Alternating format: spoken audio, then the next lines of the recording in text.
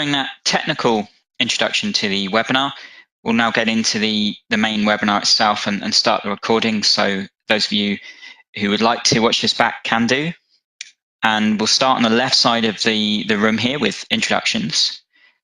So I'm Tom Keat, as I mentioned earlier. I'm the head of training at InFocus Consulting, and my role in this webinar will be to guide you through the application form, the presentations on different topics relating to sections of the form, and also generally to facilitate the webinar.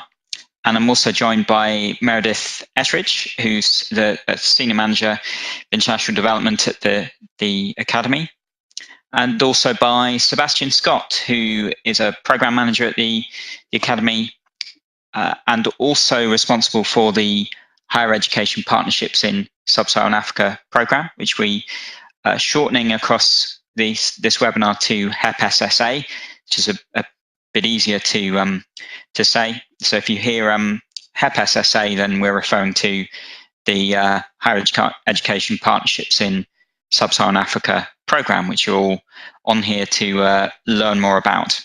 And we'll be hearing from Meredith and Sebastian across the webinar.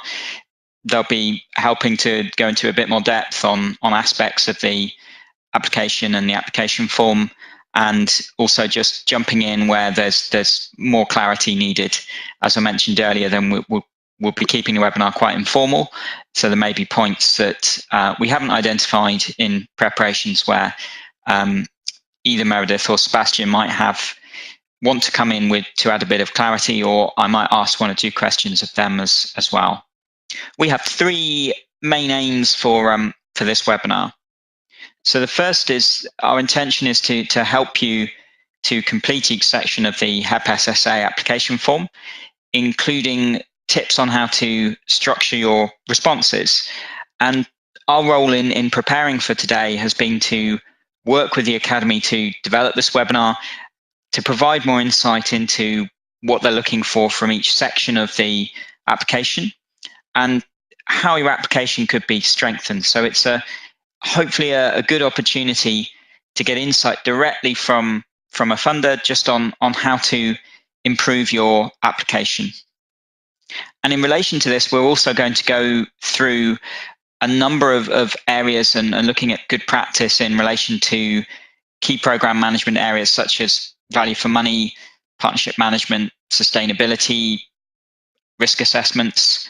And on top of this, we're also going to look more generally at how to successfully complete application forms and proposals and advice in relation to that.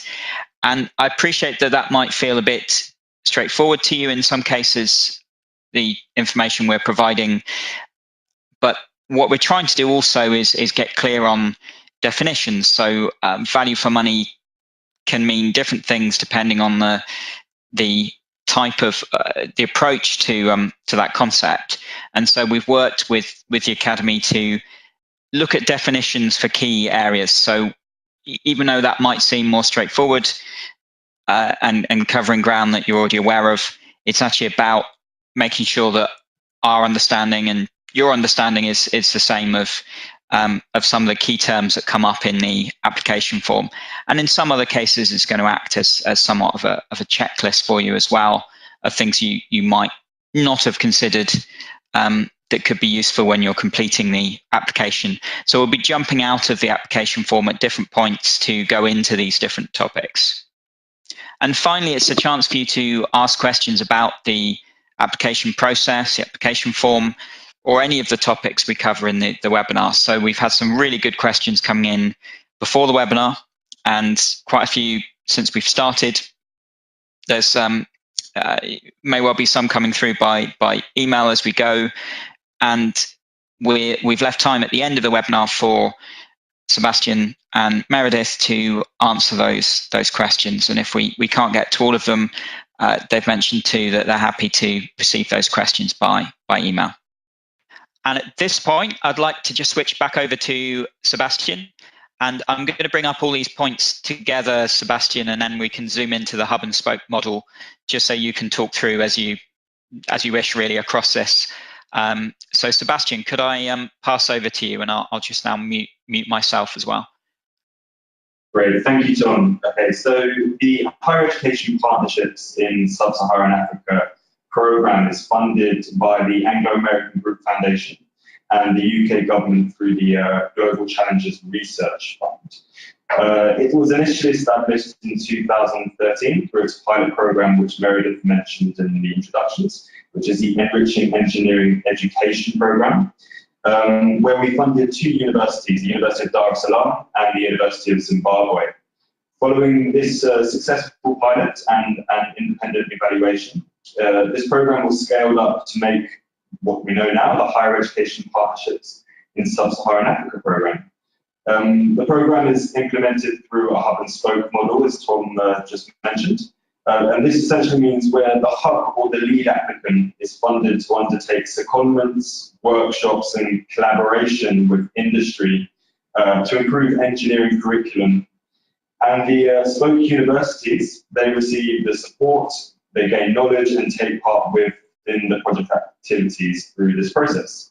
So the program itself, it's aimed at strengthening and forming collaborative relationships with industry and UK partners.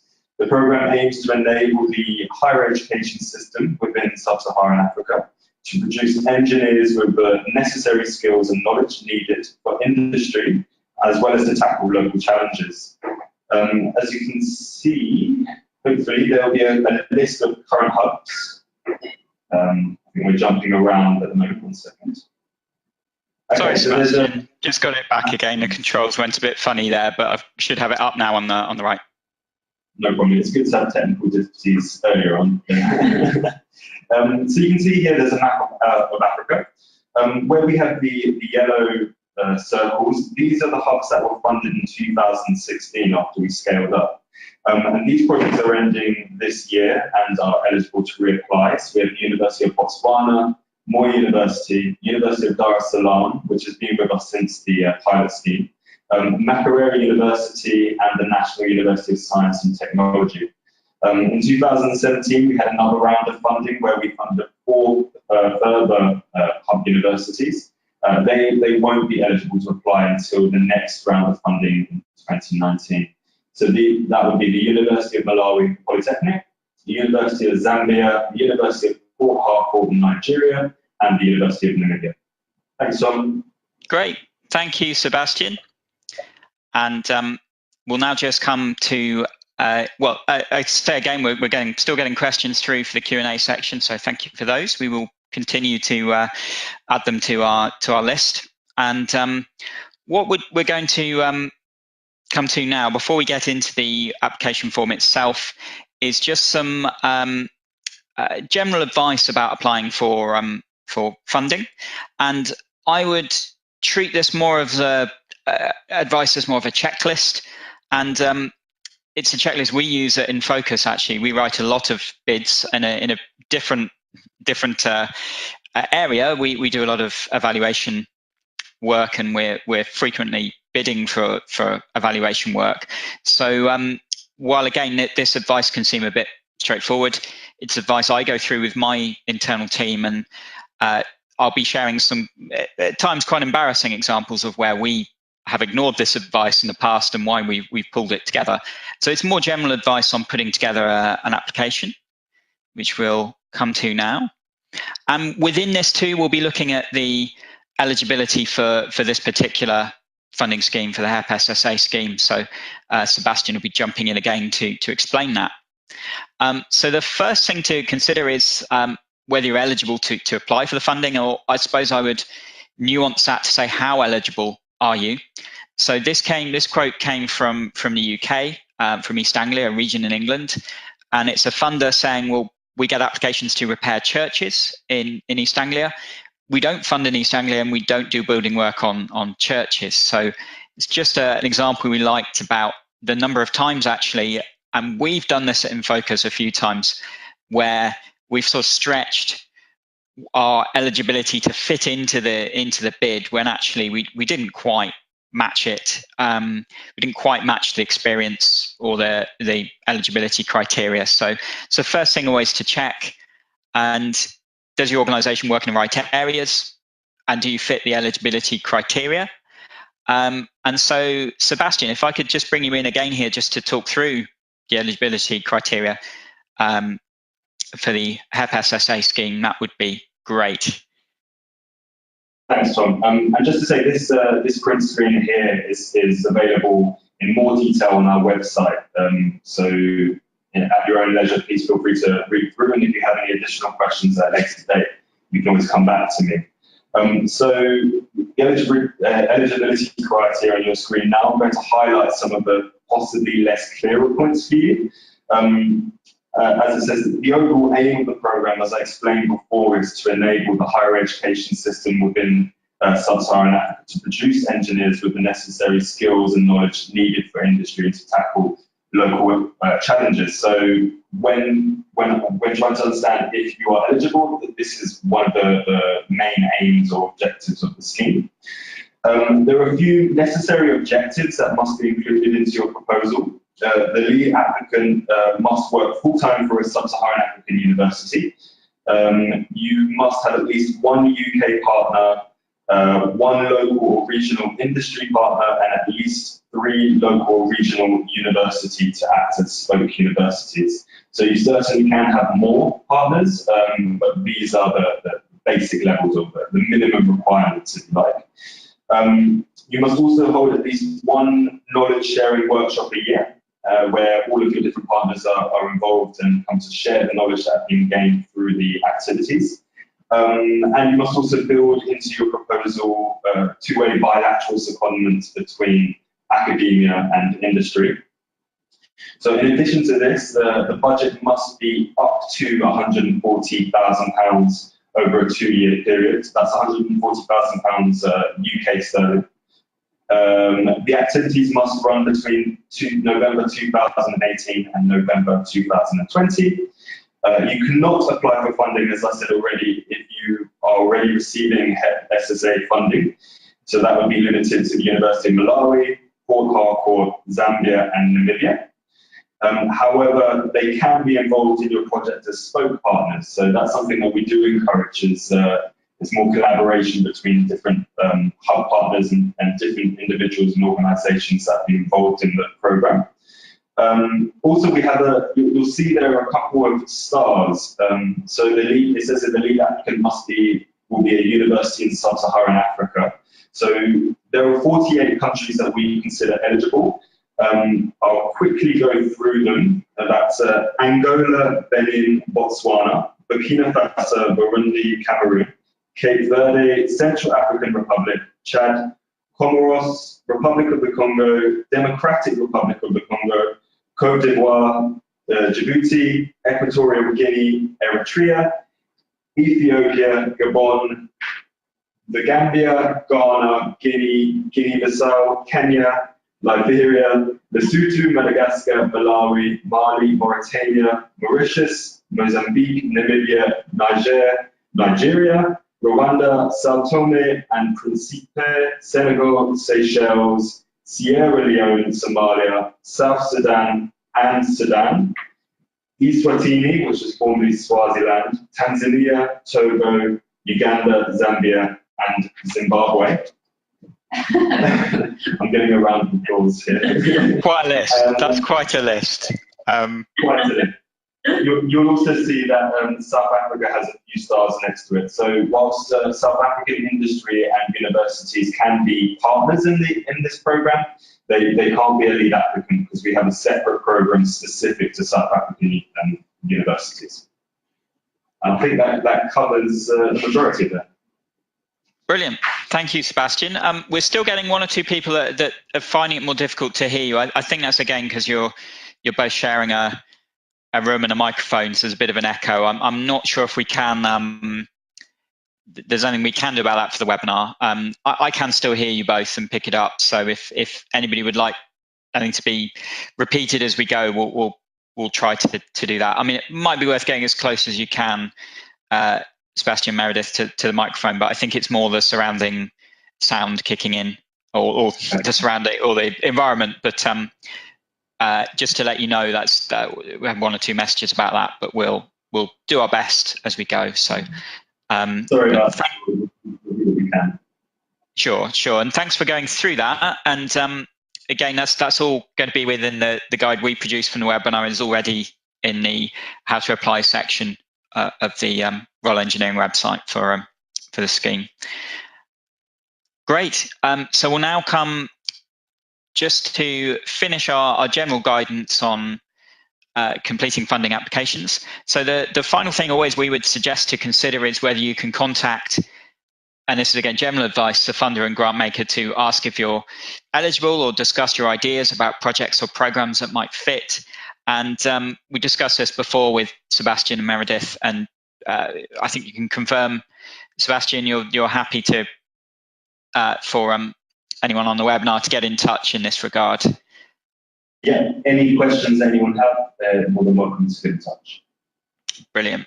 Thank you. And so our second guideline is just about working in partnership, which we're going to go into a bit more detail later. So thinking through partners you could work with that would add genuine value to the bid. Do you need partners to fill any gaps in expertise or experience? And can the funder or grant maker make introductions to potential partners? Now that was actually a question that came through before the webinar regarding hub and spoke partners within the project. So we're going to come to that, I would imagine, in the Q&A and a bit in the partner section as well. So we do cover this in a bit more specific detail for this particular bid or this particular application, sorry. And then also getting the budget right. We've definitely lost bids before, only once I think, but where we've made mistakes within the budget. So just thinking through how realistic it is, if there's anything you've undercosted, other figures based on actual quotations, and have you got evidence for those quotations, which is particularly important to value for money that we're going to come to a bit later. And are the figures in the budget correct? We always, with my team, I get one or two people always to double check before we submit. Ideally, it's our accountant who does that, but often it's another member of my bidding team that does it. So again, it's quite straightforward advice, but we've not always followed it, and when we don't follow it, we tend to get into challenges. And also tailoring your application. So the importance here, and this to me, when I'm training my team on developing bids, is probably the most important point, is just where we've had successful applications, it's generally been where we've really tailored it specifically to the application. There's been less that we've sort of copied and pasted in. We've researched the organisation, looked into the background, familiarised ourselves with their interest. We didn't always have the opportunity to get onto a webinar like this, where you can hear quite directly what a funder is looking for, but always key to tailor it. And one of our classic example of where we didn't do this and where we didn't really fully check our eligibility in focus was when we went for a bid for an organisation in Australia, not fully taking into account, only partially really, that the difference, the time difference is huge. Would have been able to speak to them at, I think, 7 in the morning and late at night, and we'd taken far too much of the work in that bid for a UK-based team member to do, and not surprisingly didn't get that. Yeah, it was several days of work, which sounds absurd, but sometimes you get into writing these, you really want to win it and forget to check eligibility and to tailor it completely. And finally, demonstrating value. We've got a whole section later on value for money. And so this is to ensure that you've really described the outcomes and impact, so the social changes and the longest term social change that you anticipate to occur from the activities that you're proposing. And also describing how you'll measure the impact that will occur. So we do a section on monitoring and evaluation a bit later. So really looking at not just the type and number of activities you run, but also the actual changes that occur. But again, we'll be coming to that a bit later. We'll be looking at an example from DFID, who are not a funder on this project, but have done some great work around value for money.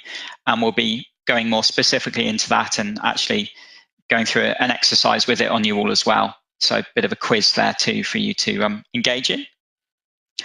And so that's really just our advice on generally applying for funding. But what we're keen to do now is just to jump into the actual online application itself, which, as you can see here, breaks down across a getting started, so effectively 8 sections. So a getting started section, and then 7 pages to complete. And what we'll be doing is at various points we'll be bringing in Sebastian and Meredith to give you a bit more detail, or we'll be coming out and we'll be doing a more generic presentation on a number of topics like communication across a partnership, and also monitoring evaluation, risk management. So we'll be taking you out of this and into, on the right hand side of the classroom, just lecture hall here, some other examples to talk you through, and some chances also for you to get involved and get engaged in the webinar as well. And the application form, we'll be sending a link for where to go to get started and where to find the application form.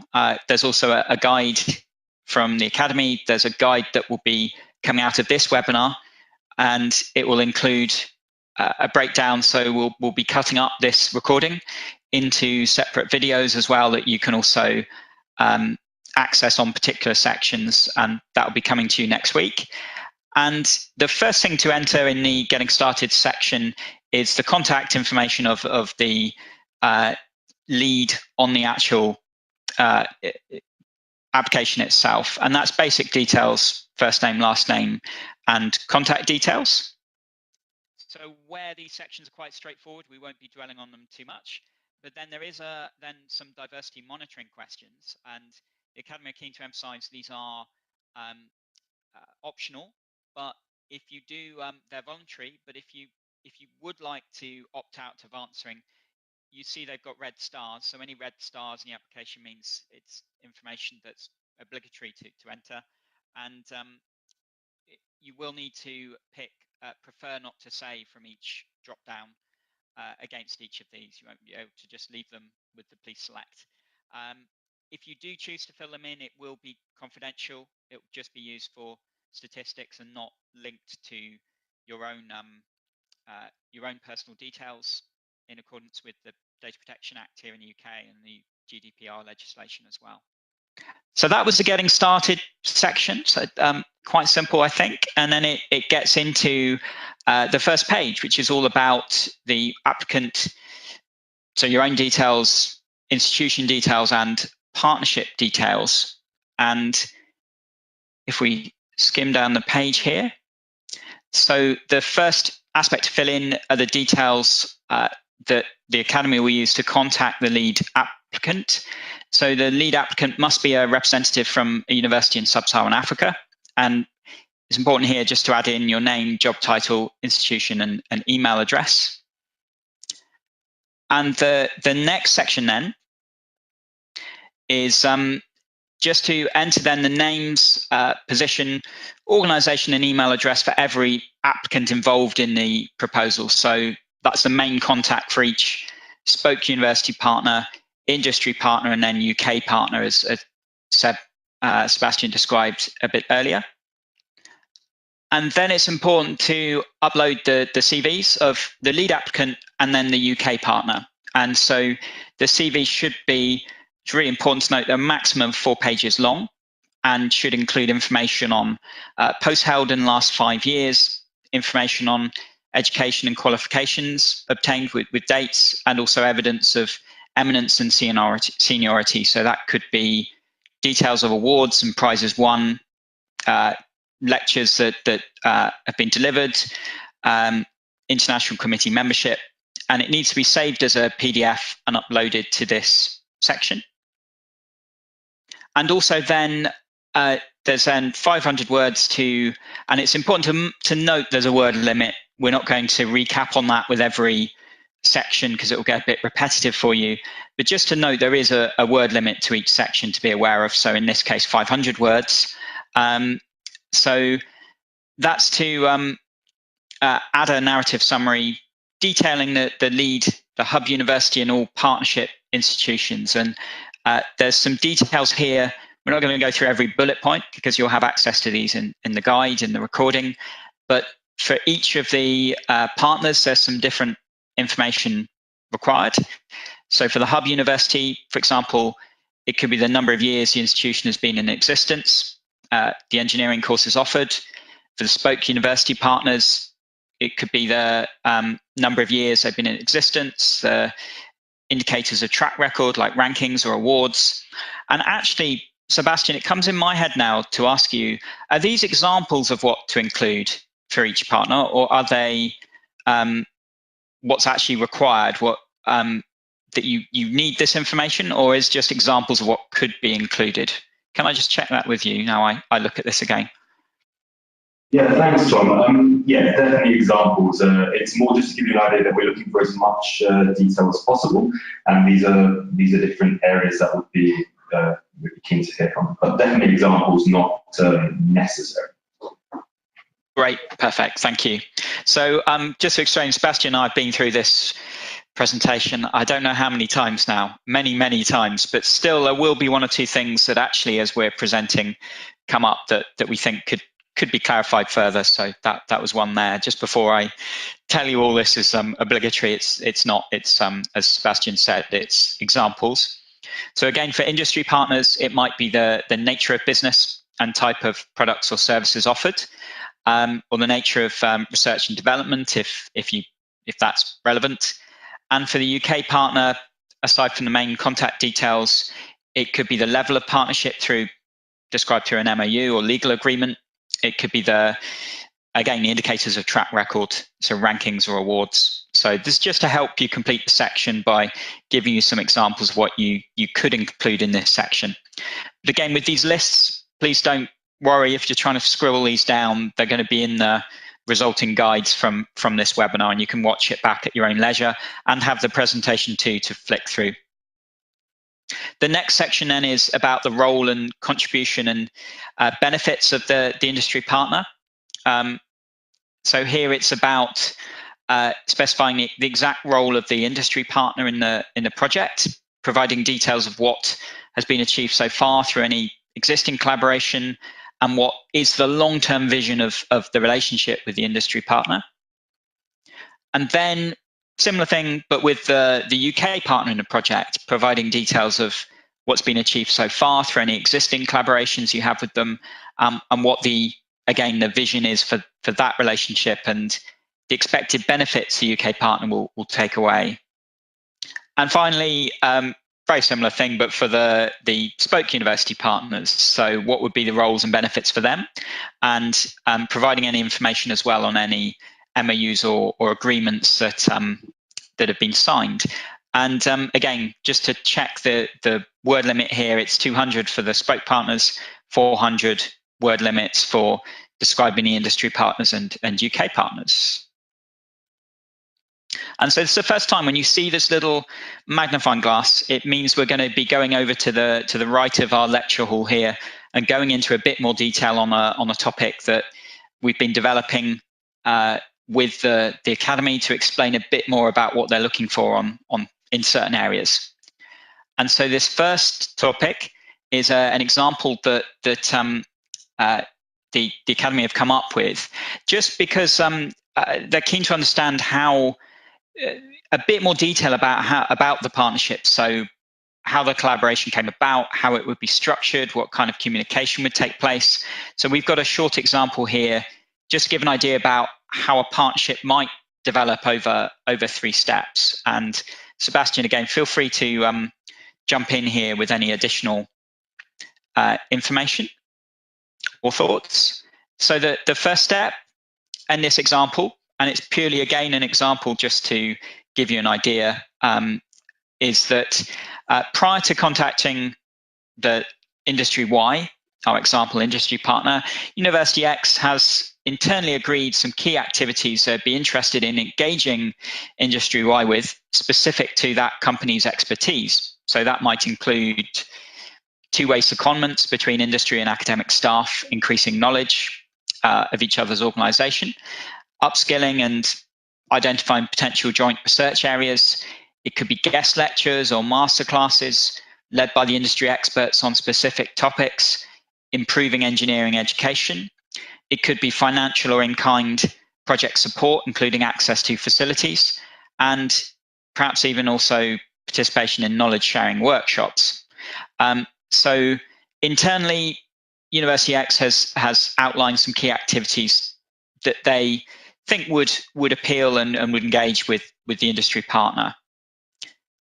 And as a next step then, in discussions between the two parties, University X agreed to include Industry Y in the application in the following areas. So participating or sitting in on the HEP SSA project steering group, if one is developed, actively participating in curriculum review and design to ensure it's better aligned with industry needs and expectations. It might be the creation of student internship or industry work experience opportunities, and it might be also university faculty staff that undergo visits and secondments within the industry partner to increase industry knowledge, identify PhD and academic research projects in support of that industry, and strengthening partnerships. So that's then an agreement. It's a series of meetings and agreements to reach an agreement between the University X and Industry Y across these areas in our example. And finally, they would the agreed activities, a list of objectives and obligations would then ideally be formalized within a MOU or a similar type of agreement, depending on what's most suitable. Sorry, Tom, can I just interject? Of course, yeah, I was about to ask you actually, so please go ahead. Thank you. Just to say, we would expect the industry to take part in the knowledge sharing workshops. And also, we would also expect there to be some form of a committee or a steering group where not just industry, but the UK partners and bespoke universities as well would take part, just so there's active collaboration and contribution to the project overall. Great, thank you. Perfect. So this is, again, it's an example, but hopefully might give you some ideas of kind of detail, I guess, Sebastian, too, that you're looking for from the academy in relationship to partnerships. Yeah, absolutely. Great, thank you. And we're now going to come back to our board, and we're now into the project details. And then we'll once we've gone through this, we'll also be jumping back into the board on the right hand side occasionally as well. And Sebastian, I've got some requests just to summarize what you've been saying. I think there's still some challenges to hear you. So I'll just might be summing up each time after you've spoken, if that's okay, just to so the group can hear. I don't think it's everybody, but for one or two people, that's a challenge. So I can do that. That's all right from this point forward. So project details. That's page 2 of our application. And so the first thing here is to include the name of the project, but also then a brief overview of the aims, the program of activities, the benefits of the activities to be undertaken during the project, and it's all within the short abstract or summary of the proposed project. And you'll have a further opportunity in subsequent questions to go into more detail. This is just an overview of the proposed 2 years of activities, which is, you've got 300 words to enter there. And then this might be, slightly in the wrong order, but then we've got the total value for the project you're seeking to get from, or to ask from the academy. And so this should state the exact amount of funding contribution.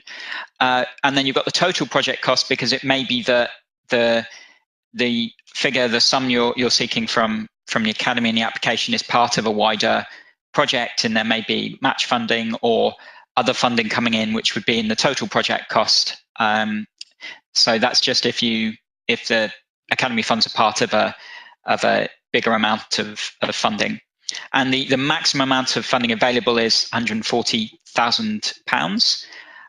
And then underneath in the keywords, this is to enter, so keywords you feel sum up your project that will help the Academy to identify who could help to review the application. So some examples there: education, gender equality, which is obviously 2 words, 2 of the 4 words, mechanical, civil.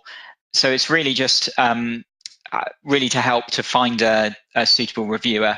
It's really to just help with efficiency in that way. Just to note too, I can see some hands are raised as well. It's difficult for us to bring you in at this stage. So if you do have a question for the Q&A, please do type that in. Dom will come to you anyway if you have your hand raised to see if it's a technical issue, but just to let you know, we're not ignoring you, but we'll be needing to come to you at the end, but happy to bring you into the call then. And finally, we've got a section with 500 words on suitability as a hub university. So explaining why your institution is a suitable candidate to be a hub university and how you would ensure that you gain maximum benefit from the program. And then also in relation to this, it's important to consider how you'll engage and involve the local and UK partners within the project with that end goal of maximum knowledge dissemination and collaboration, for example, through knowledge sharing workshops or staff exchanges. So that's really a tip of what the Academy are looking for there when you're describing your suitability as a hub university as part of your overall answer. Brilliant. We're then into page 3. And so this is all about the project objectives, outcome, and impact. And so first of all, it's important to add in your objectives for the project, stating up to 5 objectives. And this will be the main measurable objectives for the success of the project. And it's really key to be clear, concise, and realistic in your expected objectives. So an example from the Academy here is completing 10 academic secondments to industry. And we've got a definition here of objectives. And again, we're in a group here, there's 40 or 50 of you on this call. All of us had to enter objectives at some stage. I'm sure we all have an idea of what this means, but this is again about just clarifying definitions and the definitions that the Academy use. So for them, this is something that you plan to do or achieve and what the project produces. And for example, it might be the number of students taught by an industrial secondee, a change in curriculum, a certain number of staff trained on certain technical equipment, or a number of secondments completed. So again, 5 objectives in that section, and you've got 250 words there. And then the next section is to add in your expected outcomes of the project for your department, university, and wider community in your country. And so here you're outlining your expected outcomes that will benefit your institution and plans for activities that will maximize the benefits of the program for the wider engineering community and community at large as well. So these outcomes might include improved faculty teaching, increased student internships, industry sponsorship. And again, just for the sake of being clear on definitions and outcomes, it's my background is monitoring and evaluation, and I've seen many different definitions for outcomes. For the Academy, an outcome is a change that occurred because of your project. For example, employment of graduates, an improved curriculum leading to an increase in skills of students, or an increase in skills of staff.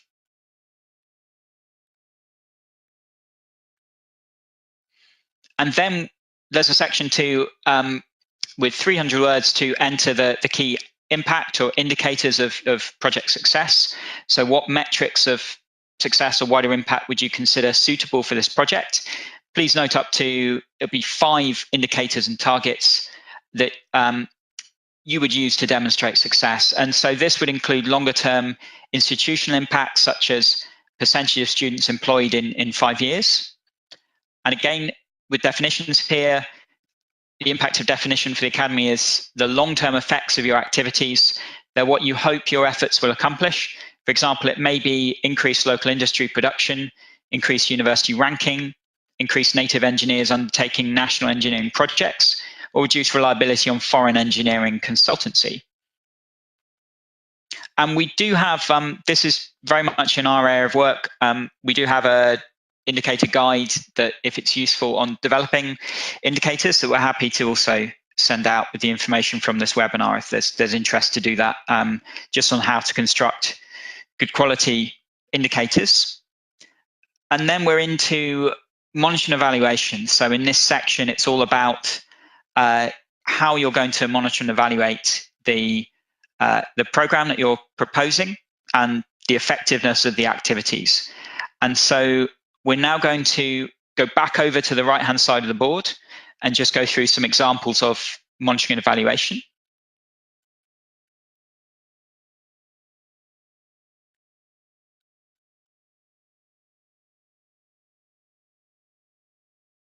And this is it's another area where we can really show quite clearly, I think, that there are some very different, well, not very different, similar but different definitions of these key terms that we're covering. And so we've got a set of definitions here for monitoring, to be clear about what is meant by that in this context. So it's about collecting information that regularly to check progress towards objectives and goals. It's about ongoing process. It's about a systematic assessment of a program's performance over time. But we really like this bottom definition here from INTRAC, that monitoring is a systematic and continuous assessment of the progress of a piece of work over time, which checks that things are going to plan and enables adjustments to be made in a timely way to support day-to-day management. And so in the context of this application for the HEP SSA, so monitoring would involve regular reporting on progress with your program activities, and awardees, if you're successful, will be required to report on progress back to the Academy every 6 months, detailing completed activities and future plans.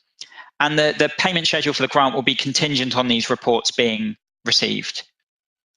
But alongside that, we have evaluation, which again has a whole range of definitions. And we picked again one that we quite like and work for the Academy as well, from the Oxfam Rough Guide on M&E, on monitoring and evaluation. So evaluations complement ongoing monitoring activities by providing more in-depth objective assessments of the relevance, efficiency, effectiveness, impact, and sustainability of programs at a particular point in time.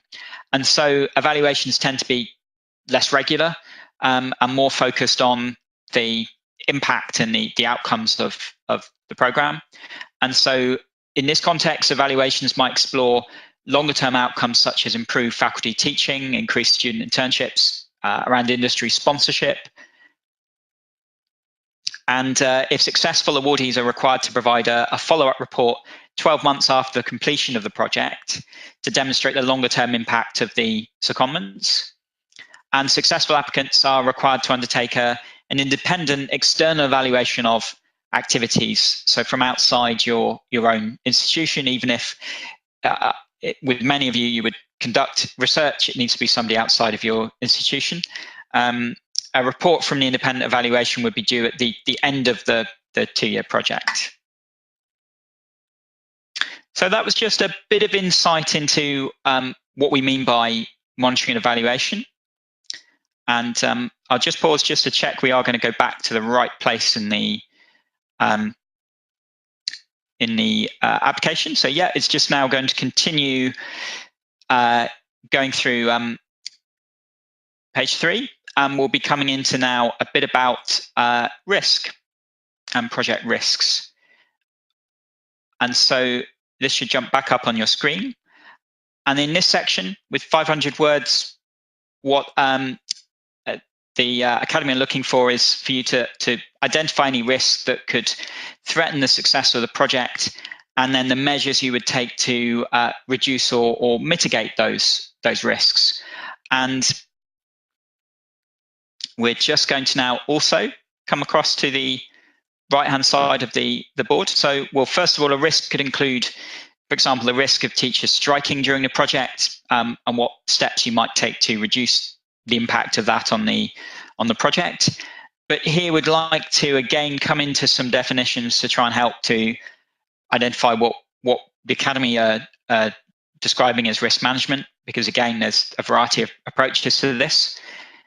So risk management to the Academy, and actually to us at In Focus, the task of risk management is to limit the organization's exposure to an acceptable level of risk in relation to the expected gain by taking action to reduce the probability of risk occurring and its likely impact. And we've got, and correct me if I'm wrong, Sebastian, but there's no risk assessment template that the Academy provides, so you can use your own template. Sebastian, can I check that's correct? Yeah, that's correct, Tom. Brilliant. Okay, and so we come up with a really basic example of a risk register, which I've used one of. In fact, I would tend to use this pared down and more straightforward risk register in bids that I'm producing. It's just quite clean and easy to read. And so we've got a risk description, which is a top level description of the risk, no more than one sentence. We then have an impact analysis, which involves significance. So how severe would the impact be if that risk did occur? And red would be a high risk and a severe impact. Orange would be a medium risk. Green would be a low impact in our, just to explain our coding here. Likelihood would be then how likely would it be that that risk would occur? So it may be significant, but it may be very unlikely to happen. And then we would combine those into an overall score and come up with an overall risk rating based on a score between significance and likelihood. If anyone's interested, we have a template for this too that goes a bit more into scoring. This is really just to give you an idea of what this might look like. And finally, you have mitigation. And in this section, you would then describe how would you mitigate or reduce the risk. So what steps would you take to stop the risk from occurring and to minimize the impact of the risk should it take place? Again, if I'm putting together a risk register, I wouldn't put more than a couple of sentences or a paragraph there, but it just helps to show that you've thought through what risks might occur and how to deal with them.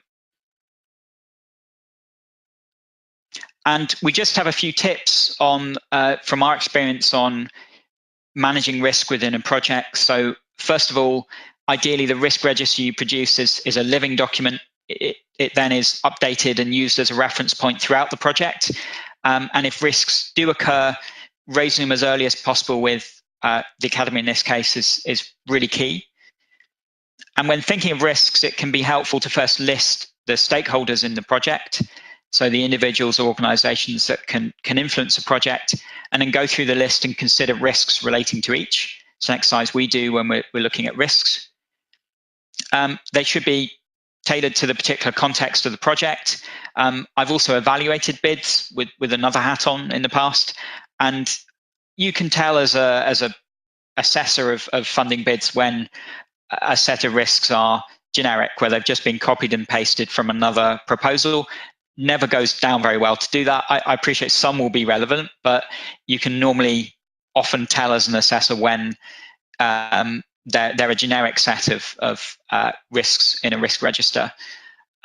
So always good to tailor to the particular project. We also wouldn't include risks that would be considered good practice. So for example, I wouldn't put a risk in that would be the budget or Gantt chart has not, isn't used, or staff are not carrying out their work effectively. I wouldn't include risks that would be considered basic good practice.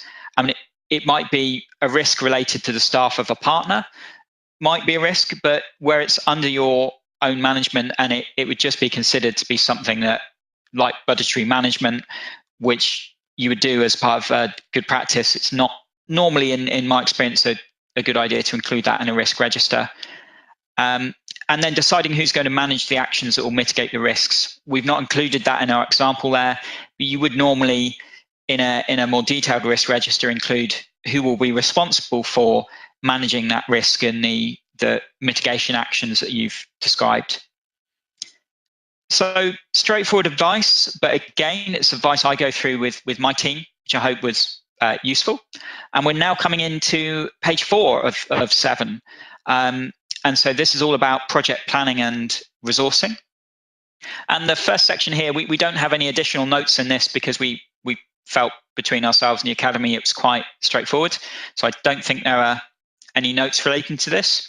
So this is a section to describe the activities undertaken during the project.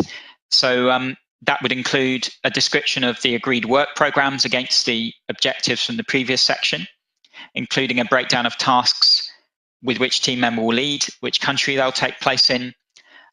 It also should include a detailed technical case for the program work, an outline of the planning stages, and also the activities that will be undertaken. And there's 1,000 words to include that. And just to note too, all responsibility for arranging travel and accommodation will lie with the lead applicant. There's then an opportunity as well to add in images and diagrams. And these would be referenced in the previous answer, but it might be that you have a diagram describing the stages of your project or an organogram. And if you have them as a PDF file, they can also be uploaded to this section as well. Sebastian, are there any limits to how many images or diagrams to update here? There aren't any limits, but one thing to note is to kind of carefully label it. So when the reviewer is looking at it, they understand what you're referring to. And this is also a good section. One of the questions earlier was asking, can we add additional information? You can always add additional information into this section as well. Okay, great. So I probably will have to repeat that, Sebastian. It's going to be a bit repetitive for you, but just so everybody caught that. So you're saying that there's no limit to what the number of images and diagrams to upload here, but it's important to carefully label them so it's clear to a reviewer what they're looking at. And it's a good chance also to add additional information that was referenced earlier in the application. Great. And correct me, Sebastian, if I incorrectly repeat, but just to help anyone who, especially if the connection's not great, they might be struggling to hear. So, but thank you for jumping in there. And there's then a Gantt chart and a project activity timeline to upload. And so a Gantt chart it's a useful graphical tool. We use them all the time at InFocus that show activities or tasks performed across a time period, and it's a visual representation of a project where activities are broken down and displayed. So it's often easier to understand and interpret.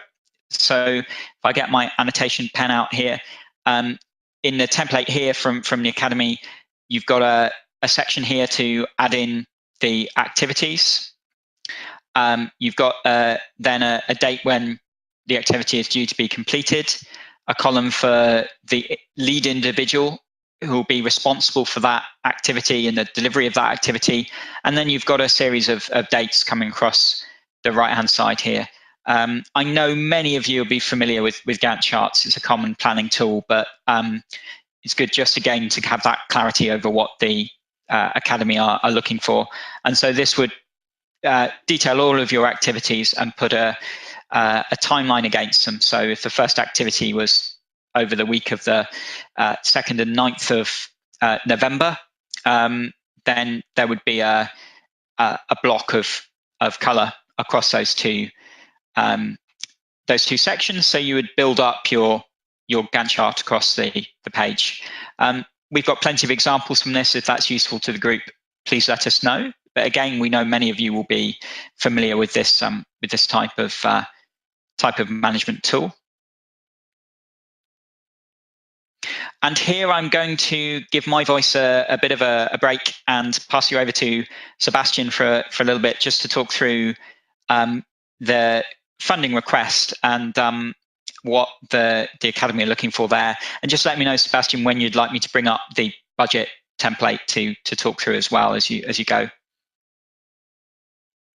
Lovely, thank you, Tom. And I'll also speak slowly just in case Tom needs to repeat what I'm saying. A couple of things to note first is that we really recommend that you put any in-kind contributions or match funding that you're going to be receiving from your industry partners or your UK partners into your budget as well, because this will look really good with our reviewers. A few other things, if you could please submit your budget in sterling, pound sterling. Ensure that your figures are realistic, they're based on actual quotes. Feel free to involve your finance team or your Bursa. If you could just get the template up, Tom, now. Yeah, sure, can do. I think there is a few people struggling to hear you, Sebastian. So, but let's go through the template. But I can also just give a recap of what you said as well. And maybe with those guidelines, I could talk through them because we have been through them before. This was just to break up the voices a bit on the webinar. So let me just come back to that place and I'll bring up the chart. I've just also it's managed to lose the place slightly, so just bear with me and we'll bring it back to where we were just now. So I think if you could talk through the template, Sebastian, I will then perhaps talk through the guidelines and give a quick recap, if that's all right. So it's just coming up now on the screen.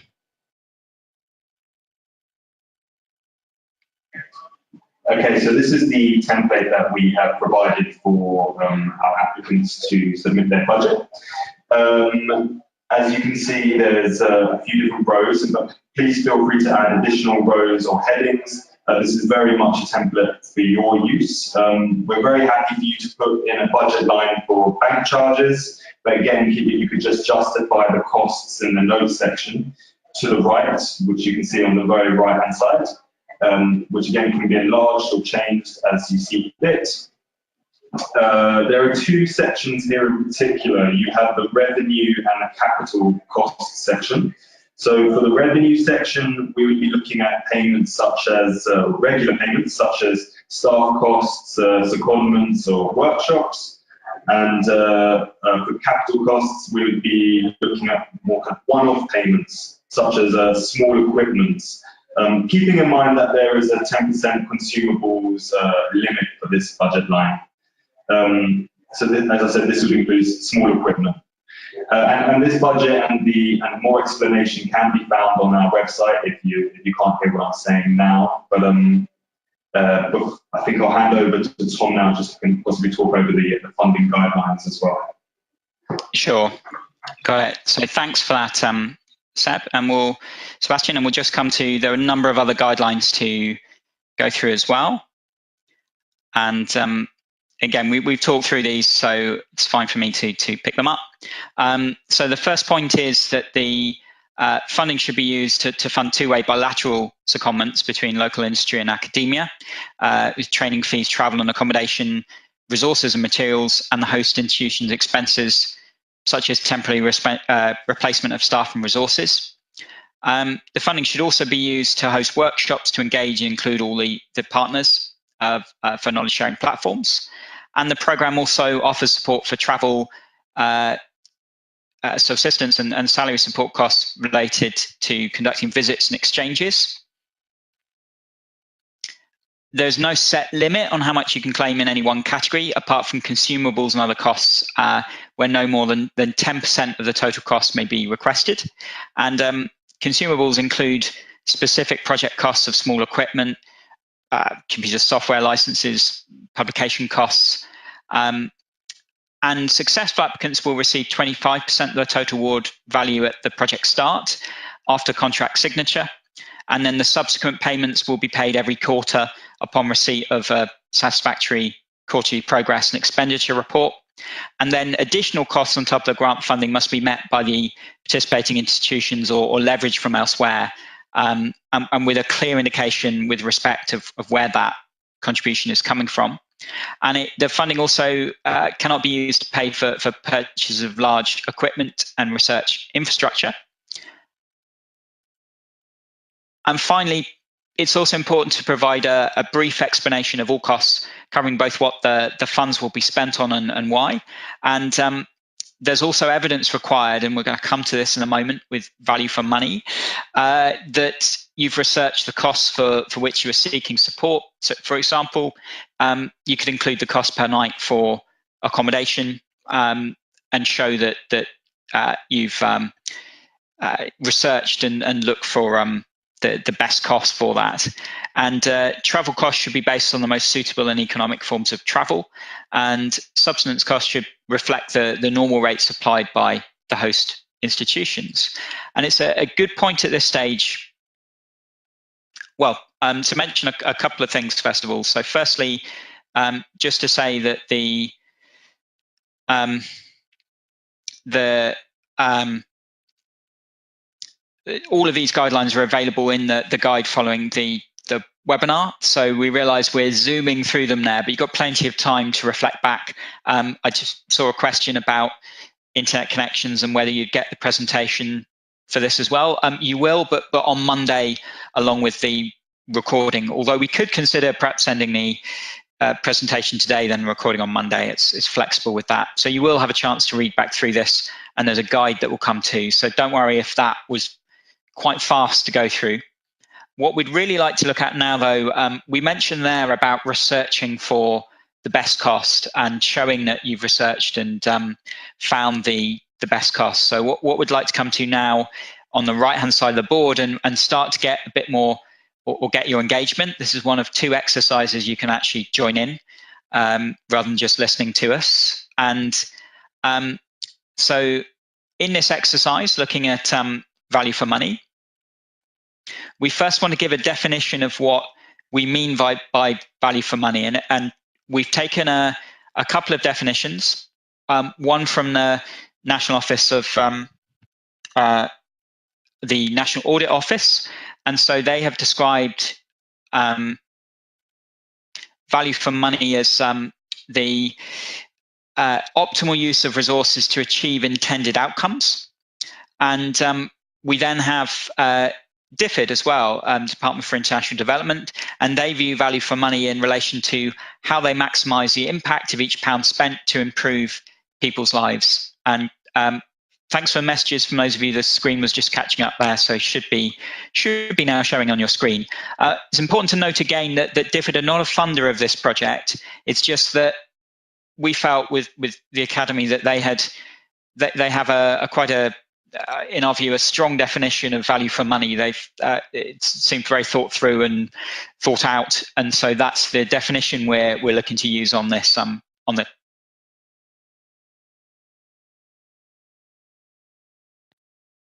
We're going to now bring up the framework they use to look at value for money, and we've got a link here if you want to go into this a bit further.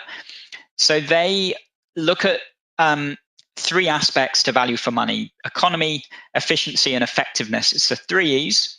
Confusingly, there's a 4th section, cost effectiveness, but we're going to ignore that for now. We're going to focus on economy, efficiency, and effectiveness. And so if I get my annotation pen out again, they describe this across the process. So an input, which is the resources, time, etc., that go into a project and finance.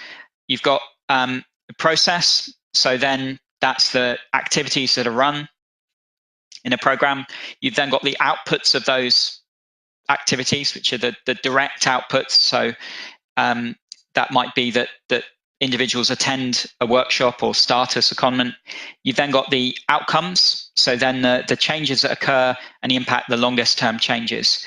And so with the DFID 3Es framework, and since we came across this is what we also use it in focus for value for money now, they look at their 3 E's. So firstly, economy. So this is, are you or your team buying inputs of the appropriate quality at the right price? So we're going to look at in a moment, it's not about the cheapest, it's about the cheapest for the right quality. So inputs might be staff, consultants, raw materials, and capital. So for example, if you're bringing in a external evaluator, have you been through a process that identifies that they have the best value for money, the best cost for the quality that they're providing? Efficiency.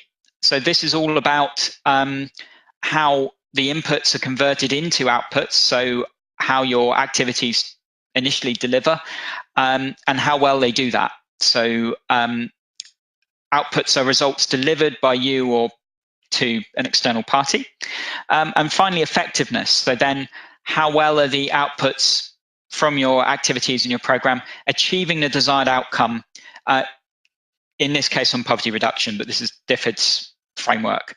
So we're going to look, so when you're thinking through the budget for your application, but all your sections really, especially on outcomes, indicators, etc., it's about thinking through economy, efficiency, and effectiveness. And we're going to now give some examples of that and come to a little quiz with you all to see how you would interpret these terms, as well as giving then some examples. So we're going to come over to the right-hand side here, and we thought we'd give you some examples of these terms from InFocus, from our work. So a big part of what we do and what I do is develop training courses of different types. And so we also have inputs into the training. We run the training activities.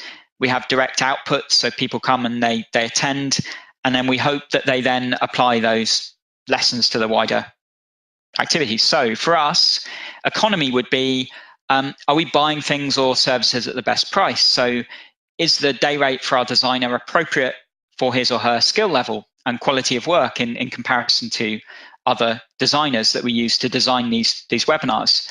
So we would often go out and tender and say, right, we're going to try and see who can put forward the best proposal for the best price. We would look at their experience as well.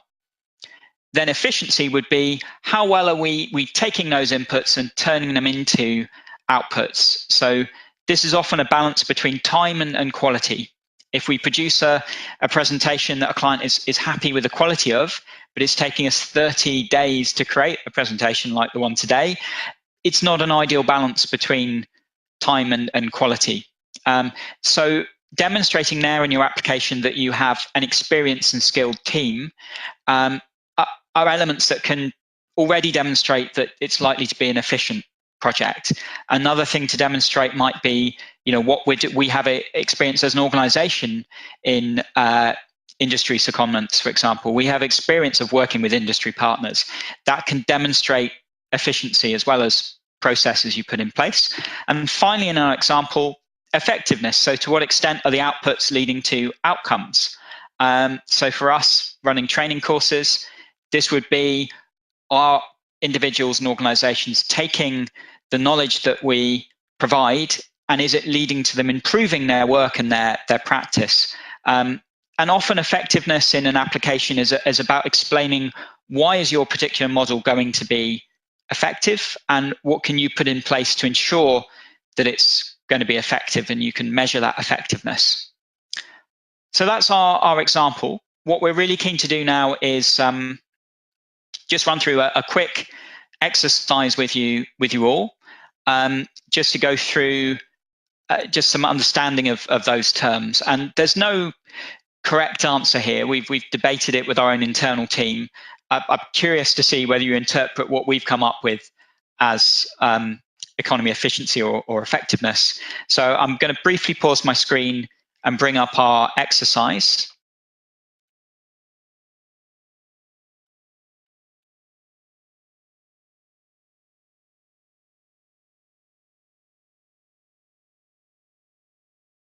So what we did was work with Sebastian to come up with an example.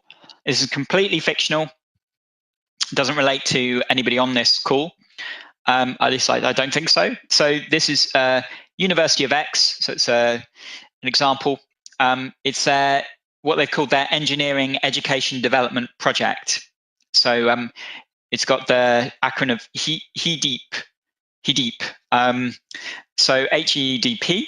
And so working across 5 spoke universities, 3 industries, and 1 UK partner, this example university, HEDEP, well, it's quite pleasing actually, HEDEP project aims to develop engineering education capacity within the region through industry, academia, or collaboration. And in this example, the knowledge gained and outputs developed will be founded on seconded staff experiences, curriculum review, guest lectures, and the dissemination of updated teaching methods. We will also seek this university will also seek to build research capacity through training and partnership endeavours with key stakeholders, including universities, industry and government, and main thematic areas include education, civil engineering, mechanical engineering, and capacity building. So that would be a reasonably typical example of maybe not typical, but an example of an application that might come in.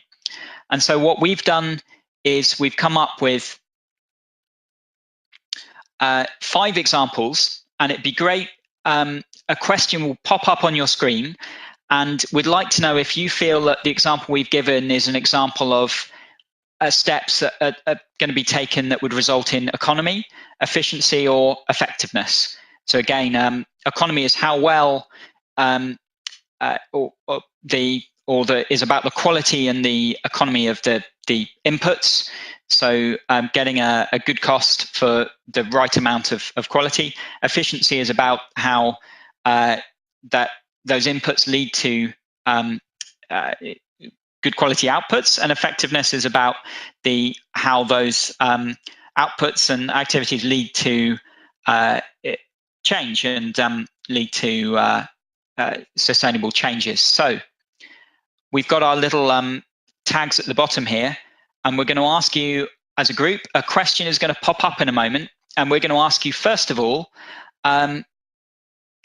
so what the project, the HEP project here has said is that they're going to put in place a robust M&E system, monitoring evaluation system, which will highlight and demonstrate outcomes for staff, such as increases in knowledge as a result of seconded staff experiences.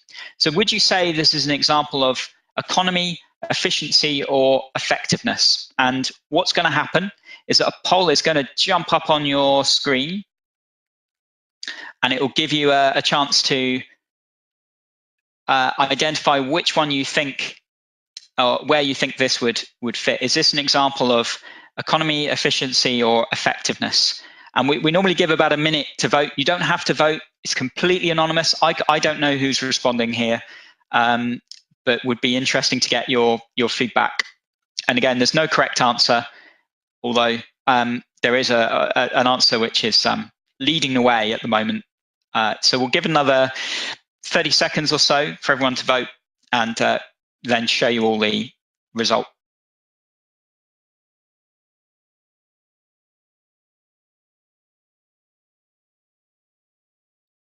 Okay, so we got just over half of you voting. We'll have to fly through this, so sorry if you are still voting. I see the voting is still going up, but just to manage our timing, we'll just need to stop it in a few seconds time, and just share the results with you.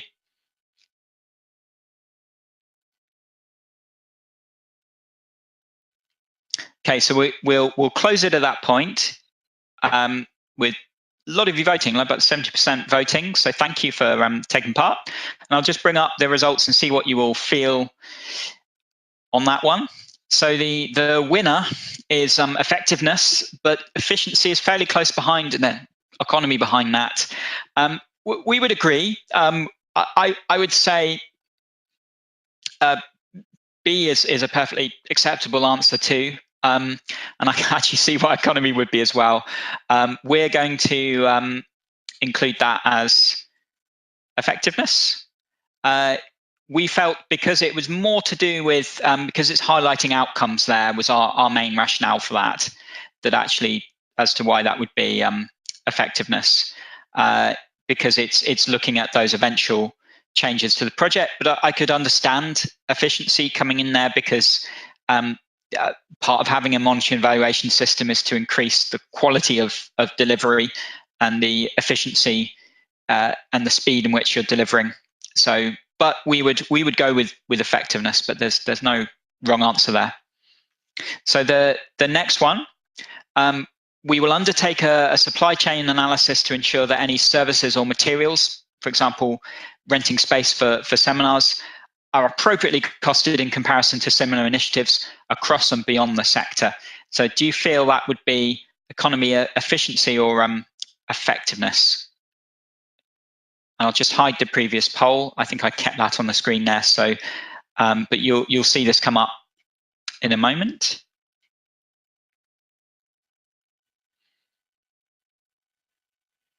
So what do you think? We'll give another minute just to answer this. Again, always curious to see the different interpretations. And if you disagree, always feel free to type it into the question box as well.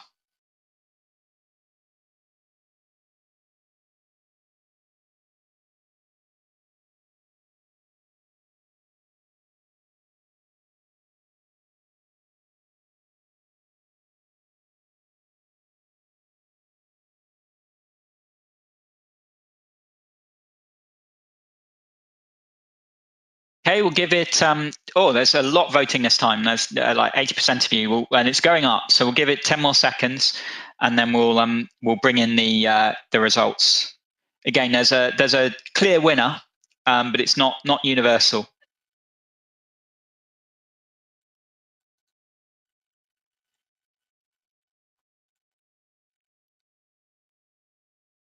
Okay, so I think we'll stop the poll there. Nearly all of you voted actually, so we'll just stop it and then bring up the responses. So yeah, that was 88% of you that voted, and I'll just share the responses. So 76% felt that was economy, which we would agree with. We felt that one represented economy because you're looking around for the best price. But we also had efficiency, which I do understand too, because doing that would also hopefully result in efficiency.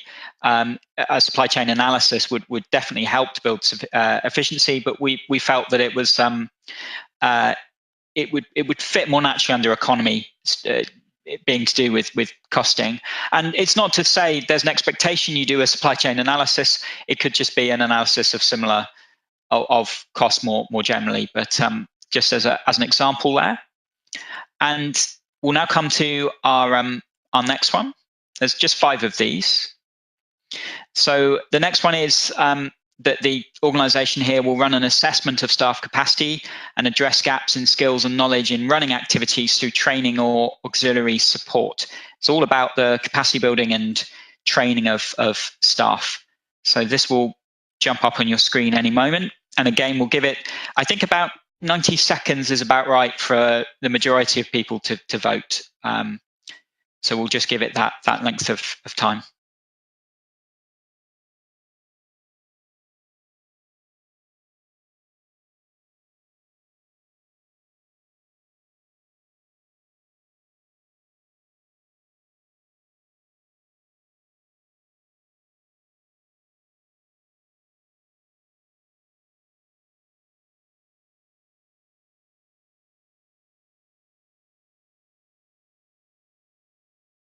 Okay, we'll give it. We've had about 40 seconds so far. Actually, most people have voted, so we'll maybe go another 20 seconds. So if you'd like to vote, please fit your vote in now. There is another clear winner, which is kind of a relief for us because we did quite a lot of testing of these to see what my own internal team would make of them. So, okay, we've got lots of you voted, so we'll now just share those responses.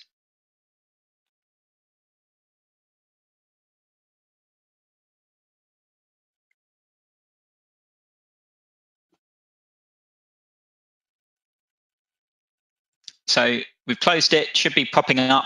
Again, it's a very similar, with my geeky researcher hat on, this is a very similar number with the majority each time, but this time it's efficiency, which would be our answer too. So we felt this was about the way that the activities were delivered to achieve outputs, but again, very interesting, nobody put economy and effectiveness. I could see why you put that because it would, if you do this, it could lead to stronger outcomes. So again, I wouldn't say it's a wrong answer, but we would also have gone with efficiency as the group has. And so we've got just 2 more. So the next one, the penultimate one. So we'll be using an online project management tool to manage the project and help ensure that deadlines are met and resources are better allocated. Something we do in Focus, a system called Teamwork, which we quite like. And I was about to give that one away, but what do you think? So again, I think a minute has been enough really for the majority of people to respond. So that's what we'll include here. But is this economy, efficiency, or effectiveness? And while you're entering your responses in, just to say too that it's a chance for me to check if I've been we've had emails during the webinar, and we've had even more questions through from you all just via email as well for the Q&A section. So we're building up. I hope you're ready, Sebastian and Meredith, because we've got lots of questions for you. But in the meantime, we'll just come back to the poll, and we'll give it another 10 seconds or so. So please get your vote in. This one is really interesting. This is the most varied response we've had so far.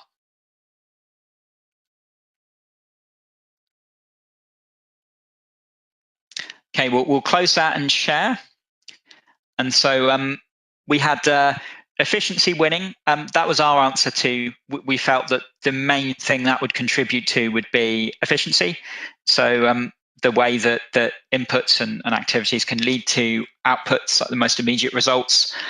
Again, I could see why that would be under economy, because better management should be helping to keep things within budget, and also why obviously effective project management might ensure that you're more effective. But we felt it was more like the group, that it was most closely linked to efficiency. But you're getting an idea, I think, that they're quite closely linked concepts in effect, but all of them are about value for money. So our final point here. So all new contracts will be subject to a tender process to ensure that bids are competitively priced. And so this might be, for example, if you're contracting with an evaluator or a researcher, like it might relate to that, but it could be for trainers coming in. It could be any sort of major expenditure where a tender process would be suitable. And again, we'll give it about a minute to get your feedback on this final question.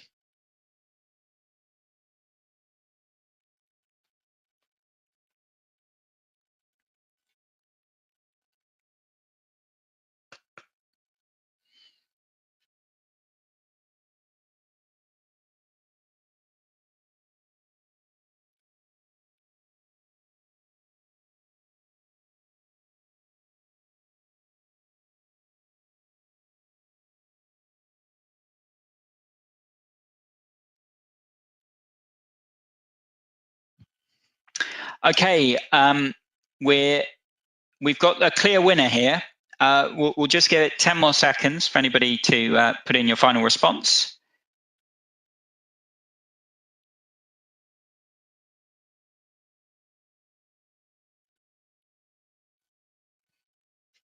Okay, so we'll now share those results. And this had a very clear winner. It was, I think, the biggest winner so far for options. So this was economy. So we agreed it was about getting the best price, and tender processes are quite common to do that. So we would definitely agree that that this would fit under economy in effect. And there'll be some circumstances where a tender process is not applicable, but there'll be others where that could be a very useful way. So in your application, it's about intent, obviously, unless you have found a partner by that stage. But so it might be more about what you intend to do. That, for example, you would intend to actually find a a partner through or find a supplier through a tender process. But we felt that fitted with economy most of all there. And so we're just adding our tags here, share screen again in a moment, just to finish our exercise. But again, I think a really key point to mention with value for money, I always go through my team in when we're putting together bids is, again, it's not about the cheapest, it's about the best quality for the price. I would always add that and encourage you to just to think about that when thinking about value for money. So thank you all for taking part in that activity. We just wanted to get you a bit more involved. It was great to have so many people engaged, almost a whole group. And we will now, a bit later, we're going to come to another exercise when we look at sustainability in a few minutes' time. Actually, we'll be bringing you in there to get your feedback as well. And so we've got about 25 minutes to go before we finish the main part of the webinar and we go into Q&A. And so we're just going to go through the final parts of the form and one final exercise with. And I'll just pause my screen while I come back to the presentation and find my place. We like Prezi a lot. It's a great tool to use. We find it more engaging than PowerPoints often, but it does lose your place occasionally, as you will have noticed. So I just pause my screen occasionally to get us back. And so the final thing just to mention on this section of the form is just about then intellectual property rights. And so if the project involves the use or potential generation of IP, then it's important in this section, you've got 300 words here, to provide any details of relevant agreements relating to that. If you don't have agreements existing, it would then be to include considerations of any potential risk to intellectual property rights within this section. And just a note as well, in projects that aim to generate IP, the Academy expects that the hub partner and the partner institutions to agree in writing on IP or intellectual property rights, IPR, before the start of the exchange. And there's a really good guide here that's being recommended from UK government here, the Lambert toolkit. You can see on the left, we'll just zoom into that a bit more, which goes through all about setting up an agreement for IPR. So the benefits from owning intellectual property, how you get started, what agreement to use, some model research collaboration agreements.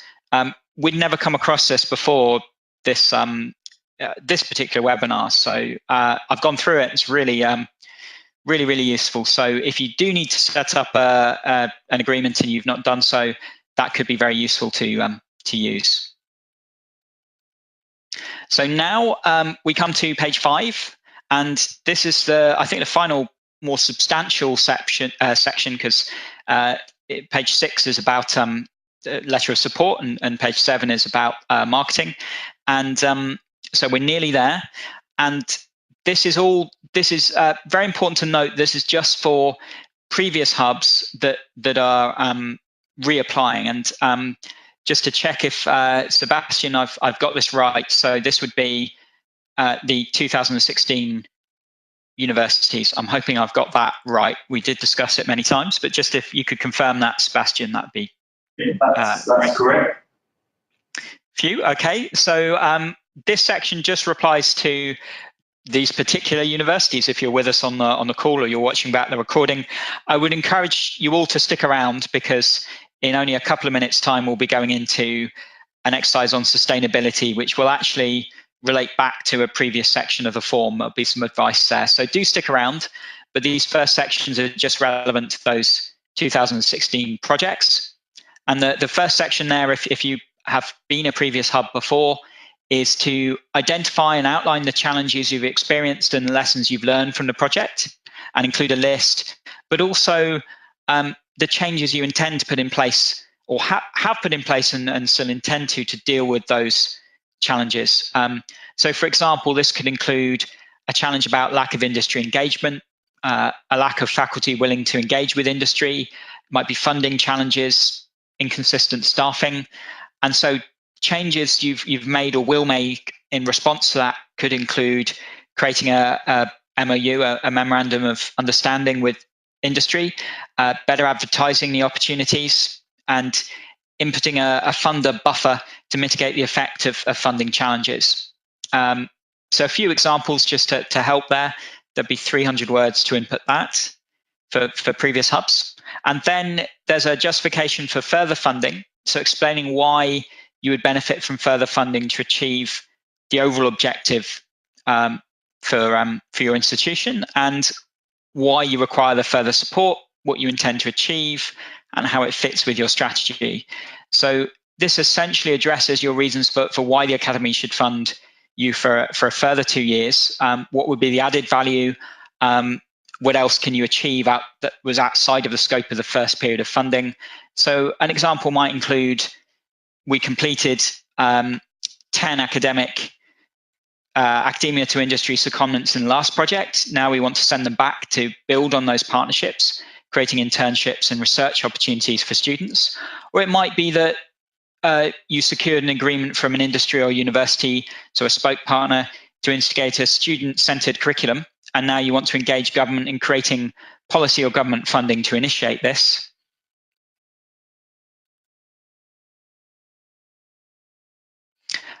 And next, for previous hubs, we've got a section on sustainability. So what steps have you taken to ensure the sustainability of the project post-funding?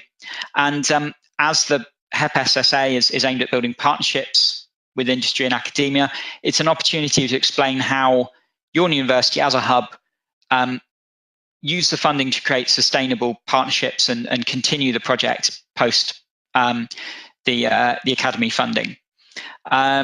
And we've got a final additional section here of our sort of generic sections, which we're going to go into just about sustainability.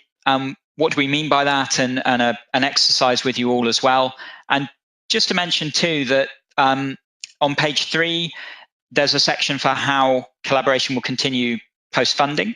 And what we're about to go into would also quite help that section. And generally you're thinking overall about how this project will continue. That's really important to include somewhere in your application that the Academy are looking for. So we come back over to the right-hand side of the board.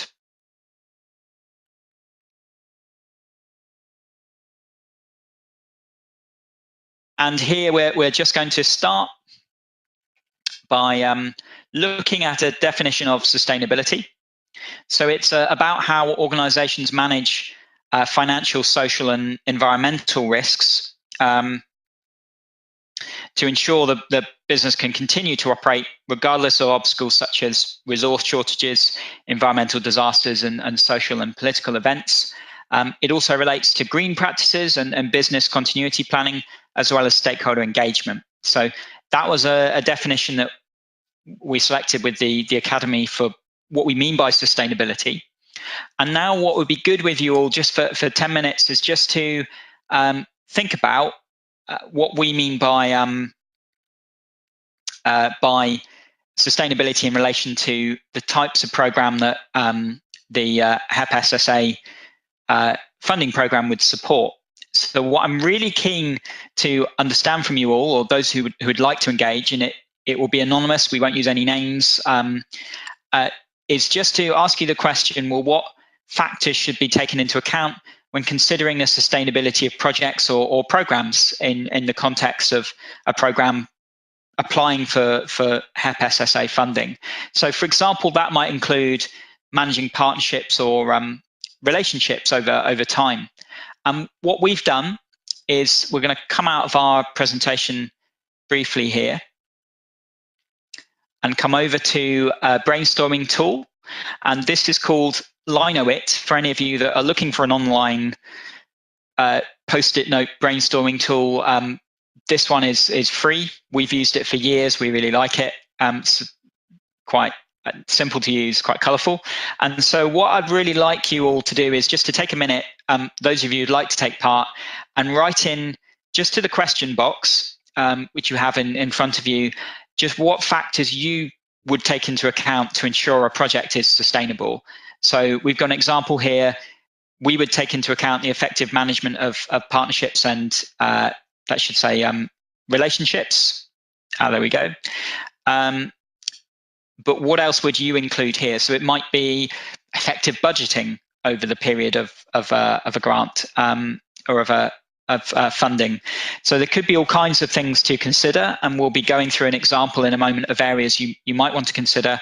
But what would be great is just to have a think and just type into the question box with any factors you feel should be considered from those of you on the call. Just out of interest, there's 42 of you on the call at the moment. No pressure to take part, and we won't use any names, but great if you can write in some ideas, and we'll take a minute and then we'll start to add them onto the board.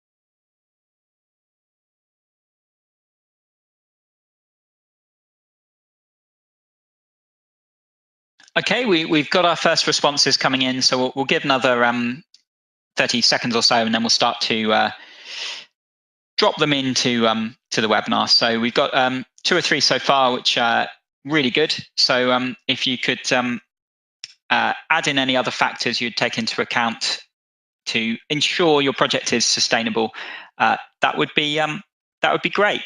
And we'll pull these together in. Give it another 30 seconds or so, then start to pull these together. We're just looking for maybe 5 to 10, just a chance to get your own ideas into the webinar.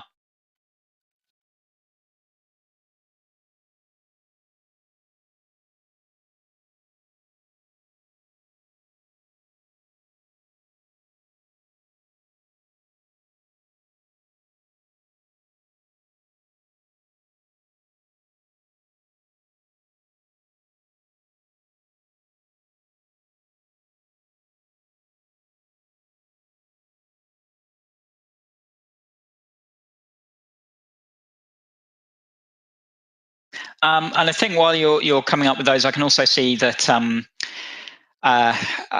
Sebastian and Meredith are jumping in to answer some of your questions so far as well, which is great. So those that are shorter, I think, and we can also cover them at the start of the Q&A section. So I'm looking forward to that.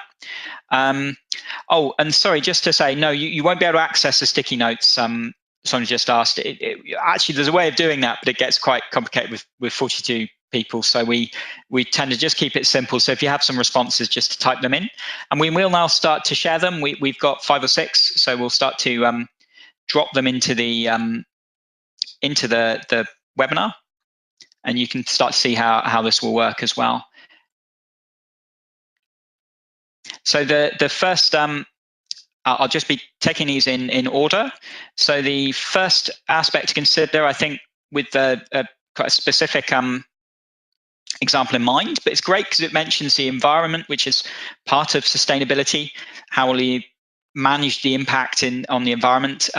So here we've got restoring environment after mining activities are completed, if the project involves those activities. So I like there that the environment is coming into it, because that is a key element.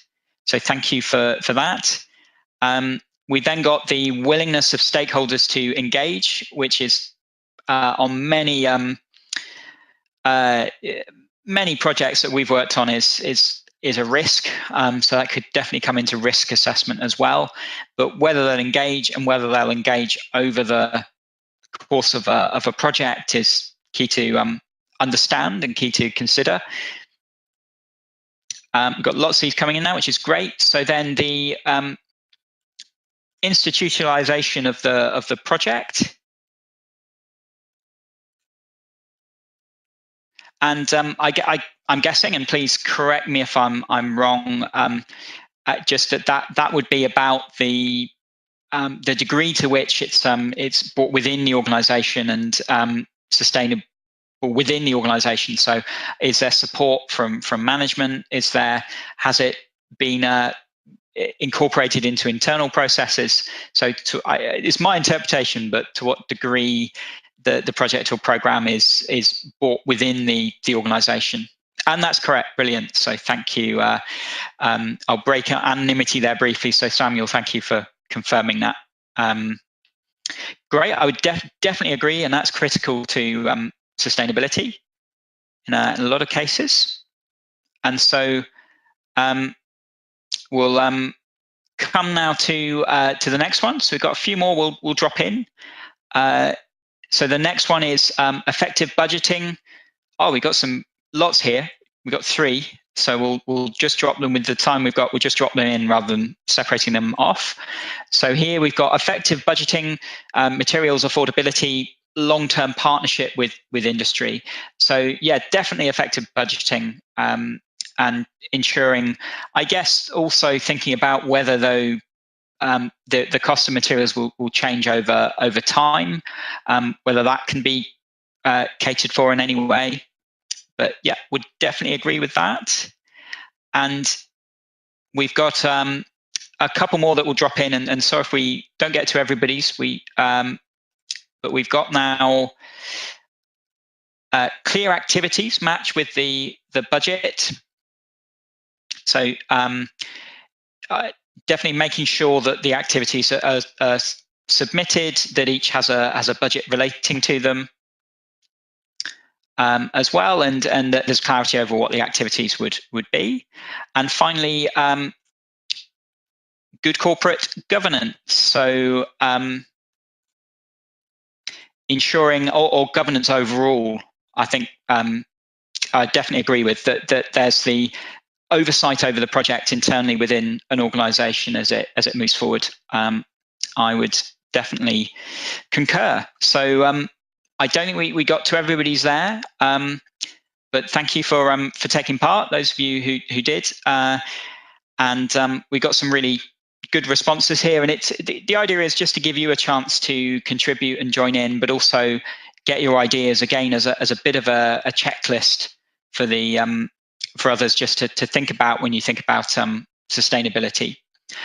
What we'd like to do now is just come back to the presentation itself. And again, with this Line tool, just to clarify from the question earlier, you can actually set it up so people can all access it and put their own little post-its on here. It just takes a little time to set up.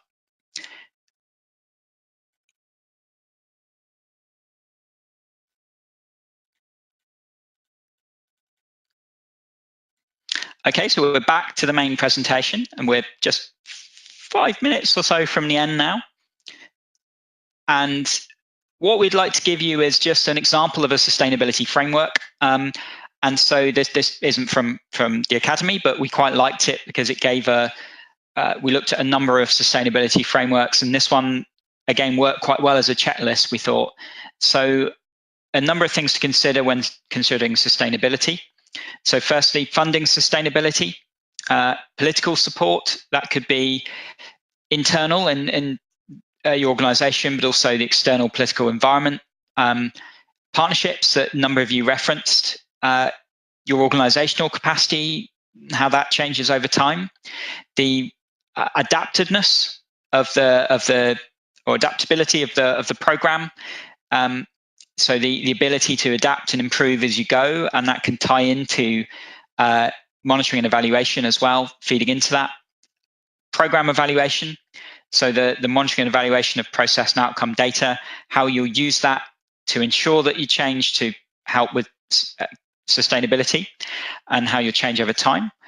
Communications, and then we have public health impacts, potentially too, depending on your project really, and then strategic planning, so how that process will change and be influenced and influence sustainability as well. So we quite like that as a checklist just as you go through your application.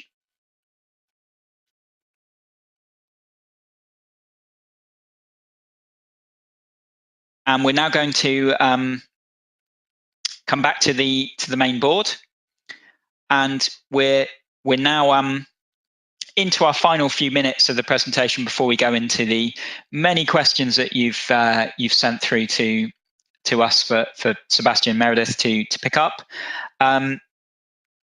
So the final bits are just in this section to then outline any notable changes. So this is still now, we're talking about, although the sustainability section was relevant also back to section 3, we're back now in the part of the form that only the existing hubs need to complete that are reapplying. So this is to outline any notable changes to the partnership to ensure a better working relationship throughout the duration of the project. So outlining any changes, new approaches, any improvements to partnership implementation, and any information relating to the agreement with the partners. So for example, this might include whether you're engaging more UK partners. Have you formalized the partnership with an MOU or agreement of activities, or taken on a more active role in the project where before it was only a more sort of background role? So just again, some examples there of how to complete that section. And then there's a chance also to include, again, for previous hubs, any additional information that might be relevant. This could include case studies, statistics, recommendation letters. It could be a MOU mentioned in the section before with a particular partner. It's just an opportunity to add in a PDF format, just to add some additional files. Tom, can I also just come in here quickly? Oh, of course, yeah. Go ahead, Sebastian. I've got a microphone now, so I'm hoping I'm a little bit clearer and everyone can hear me. This additional information part, if there was a question earlier asking if you can add additional information elsewhere, if other applicants who aren't previous hubs want to add their additional information into this section too, they're more than welcome. Brilliant, thank you. And you're much clearer. I think the group would agree. That's it's a huge difference, which is great because we're coming up to Q&A section. So thank you, Sebastian. And we'll come now to page 6, the penultimate page, and this is just about letters of support and for the project. So this is to get a letter of support from the Vice Chancellor of your university, and as a minimum, the letter should include confirmation of their support for the application. So why they support the project, how it fits with the department's aims, what form the support will take. And there's some bullet points here which need to be added directly into that letter. And Sebastian, you were going to jump in here just to emphasize the importance of this as well, I think. Yeah, thanks, Tom. So I guess a tip really is that our steering group and our reviewers, when they're looking at the applications, they really look at what the letters are saying and what type of support you're receiving from your institution, particularly the hub university. So I would encourage you to get your support letters from as high a level as you can. We've placed a Vice Chancellor here or the equivalent, and to really just kind of hammer home that your institution is supporting this application and they provide as much support as they can for the success of the 2-year project. Great, thank you. And just to mention also, then there's a UK partner letter of support, and that should include confirmation of their support for the application, outlining their role within the project, how it fits with their strategic aims, and what form that particular support will take. And then there's finally a declaration just to complete the overall application, with also your name and position, and a checkbox to agree that you've been bound by the conditions for the scheme.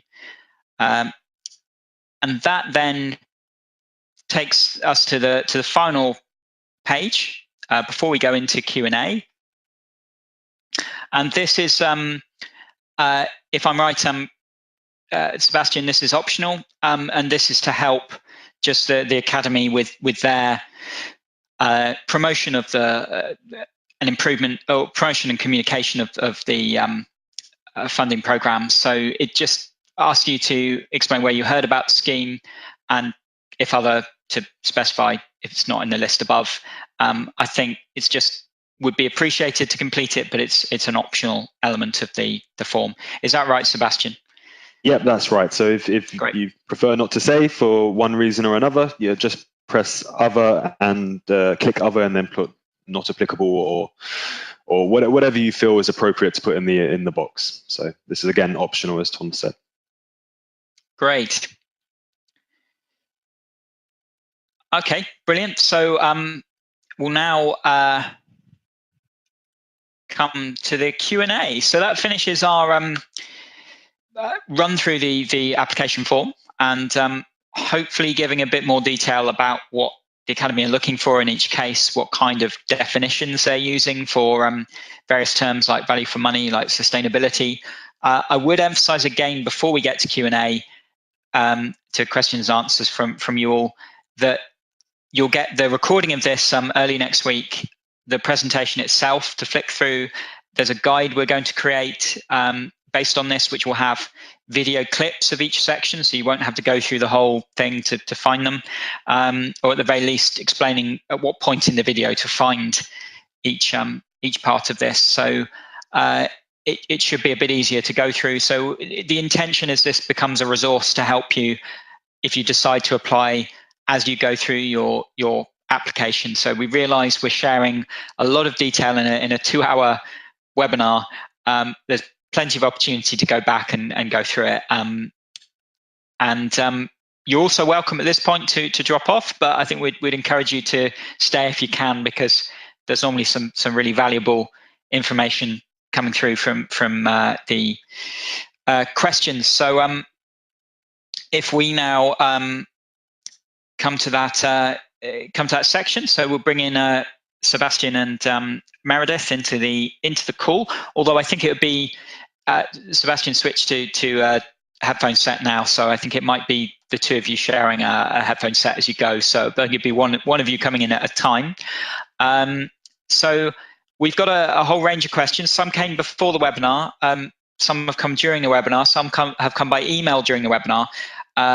What I would say is that we may well not have a chance to go through everything. I think, Sebastian, you might agree, just everything in the next half hour or so.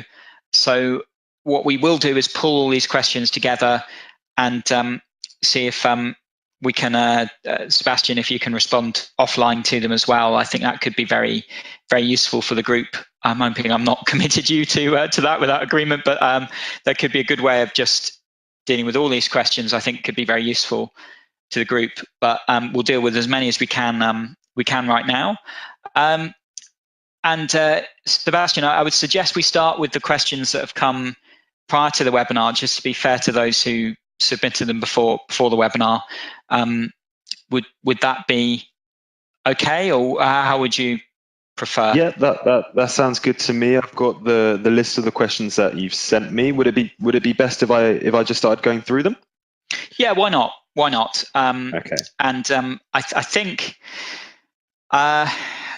yes, I think it is a bit better now. We're getting response with the audio. So yeah, if you're happy to run through those, I could give my voice a break as well. So perhaps over to you, Sebastian, and let me know if you need my support at all.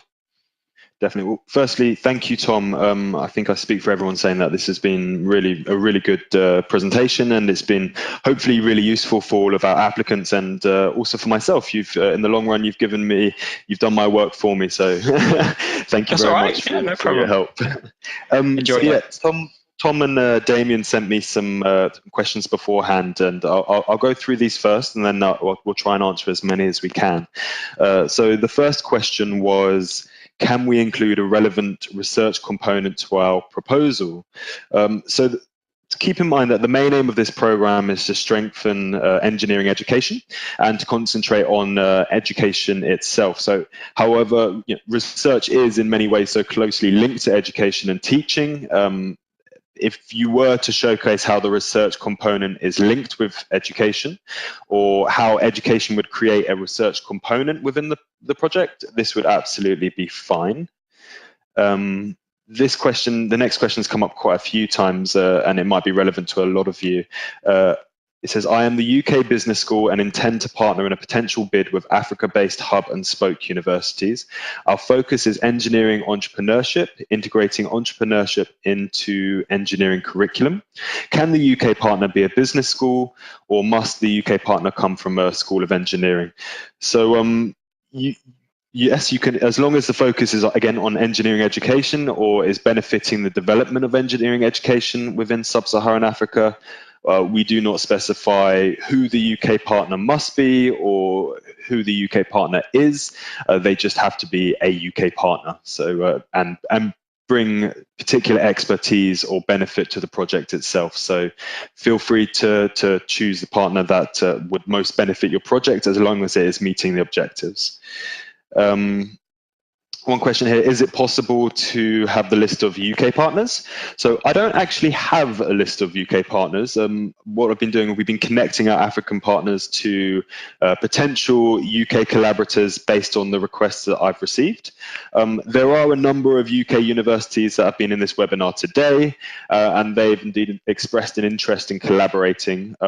In fact, one university in particular wasn't able to join us, but Swansea University have asked me to share their interest in collaborating. They've recently started up an MSc in engineering management and very keen to collaborate. I'm also able to make introductions once I have a clearer picture of the type of partnership that's being sought. I hope that clears that question up. How would students access practical training when it comes to engineering design of renewable energy equipment? So I can't really comment in detail on specifics on how you'd achieve this, but perhaps there is an industry locally or regionally that manufactures renewable energy equipment, and possibly, again, your UK partner would be able to assist. So I'd really encourage you to when putting forward your proposal, to collaborate with the different partners involved to see where their expertise lie. We've definitely seen in the past some nice industry partnerships grow that enable equipment to be used for final year students at set times. So they're using more up-to-date equipment, for example. Forging these kind of partnerships and connections really is at the core of the program aims. Do you have a proposal evaluation checklist? So in terms of a reviewer's checklist, there is something that we make, but this is closer to the end when the program closes. So it hasn't been finalized, but it will be largely based on what we've been discussing in the webinar today.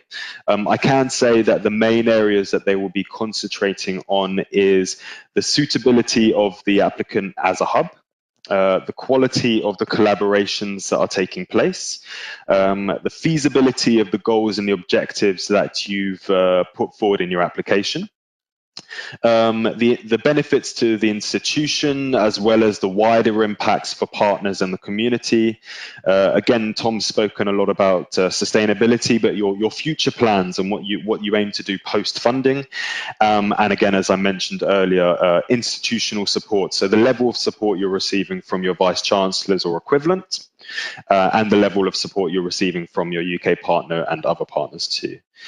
One of the questions was, due to a limited number of words in some of the sections of the application, is it possible to include appendices to supplement the missing information in certain sections?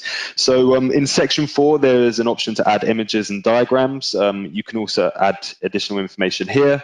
Again, in section 5, which it is supposed to be for previous hubs, but if there is something burning that you would like to add, you can also add additional information here as well. But it is also worth remembering that the reviewers and the panel will be reviewing a lot of applications. So, where possible, do try to keep your answers full but as concise as possible. Can there be budget allocation for researching the skill gaps that need to be addressed in industry apprenticeships prior to the time of apprenticeship? So I think you're welcome to allocate some of the budget to scoping out the needs and gaps within your specific areas, or the gaps in the areas that you're trying to improve. One of our current hubs in Zambia have done this around the need for student internships, but it's important to keep in mind that this is only a 2-year project. It really is focused on education rather than research, though it is quite time sensitive to try and achieve your objectives. Three more questions. Are there time limits to the number of participating? Oh, sorry. Are there limits to the numbers of participating institutions in a consortium applying for the grant? So you must have, again, at least one industry partner, one UK partner, and at least 3 spoke university partners. There is no maximum. You can have as many partnerships as you like, but the hub is responsible for involving all partners, both within the project and financially. So keep in mind your capacity within your own organisation, and we are only providing you with up to £140,000. So whilst it's not a small grant, and this money can go quite far, and it has shown to go quite far, it's not akin to some of the larger funders that are out there. So keep this in mind when considering the number of collaborators and what you're trying to achieve.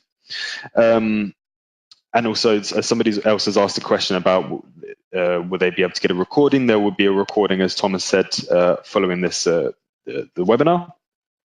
And then I've got just 3 more questions that come through via email. How many hubs will be supported in a given country? How many hubs will be supported overall? So we're not limiting how many hubs will be supported in a given country. We really are, it's based on the quality of the applications rather than where you are demographically. However, we only have enough funding to support 5 additional hubs. So 5 applications will be successful in this round. Does the support from a UK partner include a memorandum of understanding or a letter of support is sufficient? Either an MOU or a letter of support is definitely sufficient, outlining the different roles that the UK partner will be taking. Who is required to write this letter of support? Individual head of department, vice chancellor. In regards to the UK partner, again, the higher up or the higher the higher authority level, the better, because it really does kind of showcase the level of support that you're getting from the UK partner. But the head of department would absolutely be fine. The individual who's going to be partnering would also be fine.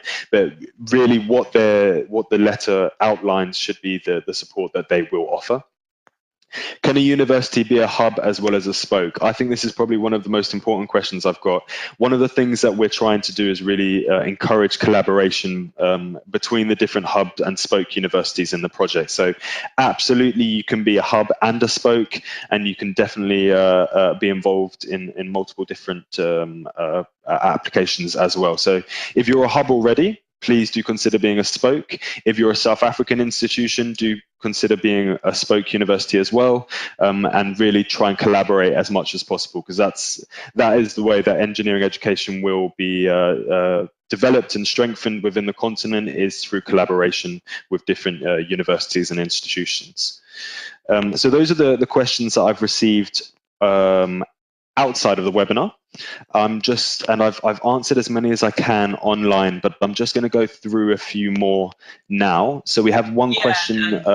Sebastian, it might be worth also covering the ones you have answered, because they could be relevant to the full. Not everybody will see. You might not know. Not everybody would see your response. Only the person you've responded to. So you might want to cover some of those too, just to no as a thought. Really. What I'll do is I'll cover the ones that I haven't answered first, and then I'll go back to the ones that I have answered, just so awesome. I can answer as many as possible. Good stuff. Okay, so this is from Ibrahimo, and apologies if I mispronounce your name. We are an association of engineers. Can we apply for this program if we need support to improve the programs at universities to fund needs of industries? So the lead applicant really must be a university in sub-Saharan Africa. You can definitely be an industry partner, and we'd encourage you, and I'm happy to connect you to a local university within where your company is to connect into the program. So whilst you can't be a lead applicant, you can definitely be part of the project. And we have another program called Africa Catalyst, which supports professional engineering institutions to support the professionalization of engineering within sub-Saharan Africa, and that will be opening later in the year. So please do send me an email, and I'll be able to connect you with the program manager responsible for that. What kind of documents are we supposed to upload from the spoke institutions? This is from Victoria Okumu. So there is a section where we are asking the role and contribution of the spoke university. There are no documents specifically that we're asking you to upload, but if you have an MOU or an agreement of activity, please do feel free to upload that in the diagrams and images sections, or again in section 5 if you see fit. How many numbers of spoke universities is needed for the project? So again, a lot of these questions you'll find, thank you James for that question, you'll find in the guidance notes as well, but we expect a minimum of 3 spoke universities, and they can be local or regional. So I was approached by a university in Zambia that said that there were only certain amount of universities that taught the mining engineering. So I would encourage you to go outside of your country as well. You don't just have to have local universities. Sorry, I'm just making my way up. What percentage of the given amount do you recommend for the management of the project? That is funding to take care of the project steering team. Are we allowed to engage a full-time project administration officer and secretary to help during the execution of the project? So I have answered this question a little bit further up, and I'm just going to find that answer so I'm ensuring that I'm saying the same thing. Okay, so Overson Shumba also asked this question, and my response was, yes, you can add into the budget support for administrative personnel. This has been done before with some of our current and outgoing hubs.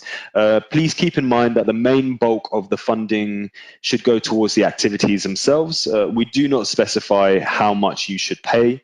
This really does depend on your country and your university's policies.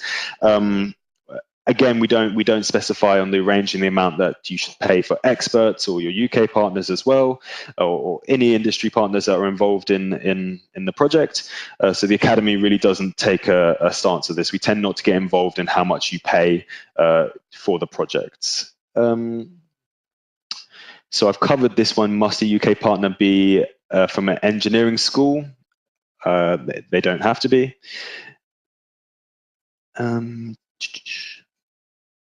So one question from Herbert from the University of Botswana. Are the annual rotational workshops throughout the spoke institutions also hosted at hub institutions or strictly at? So I think your questions are the knowledge sharing workshops. Do they just have to be at the hub university, or can they be also at the spoke universities as well? They certainly can be. You choose where you want your knowledge sharing workshops to be. Traditionally, the first one has been at the hub university, but then it could also be at one of your industry partners organizations. It could be at a spoke university, or if it's possible, it can also be at your UK partners university as well, if funding allows. Another question here: should you provide the grant to universities located in French-speaking countries in Africa? I went through the eligibility of who can apply.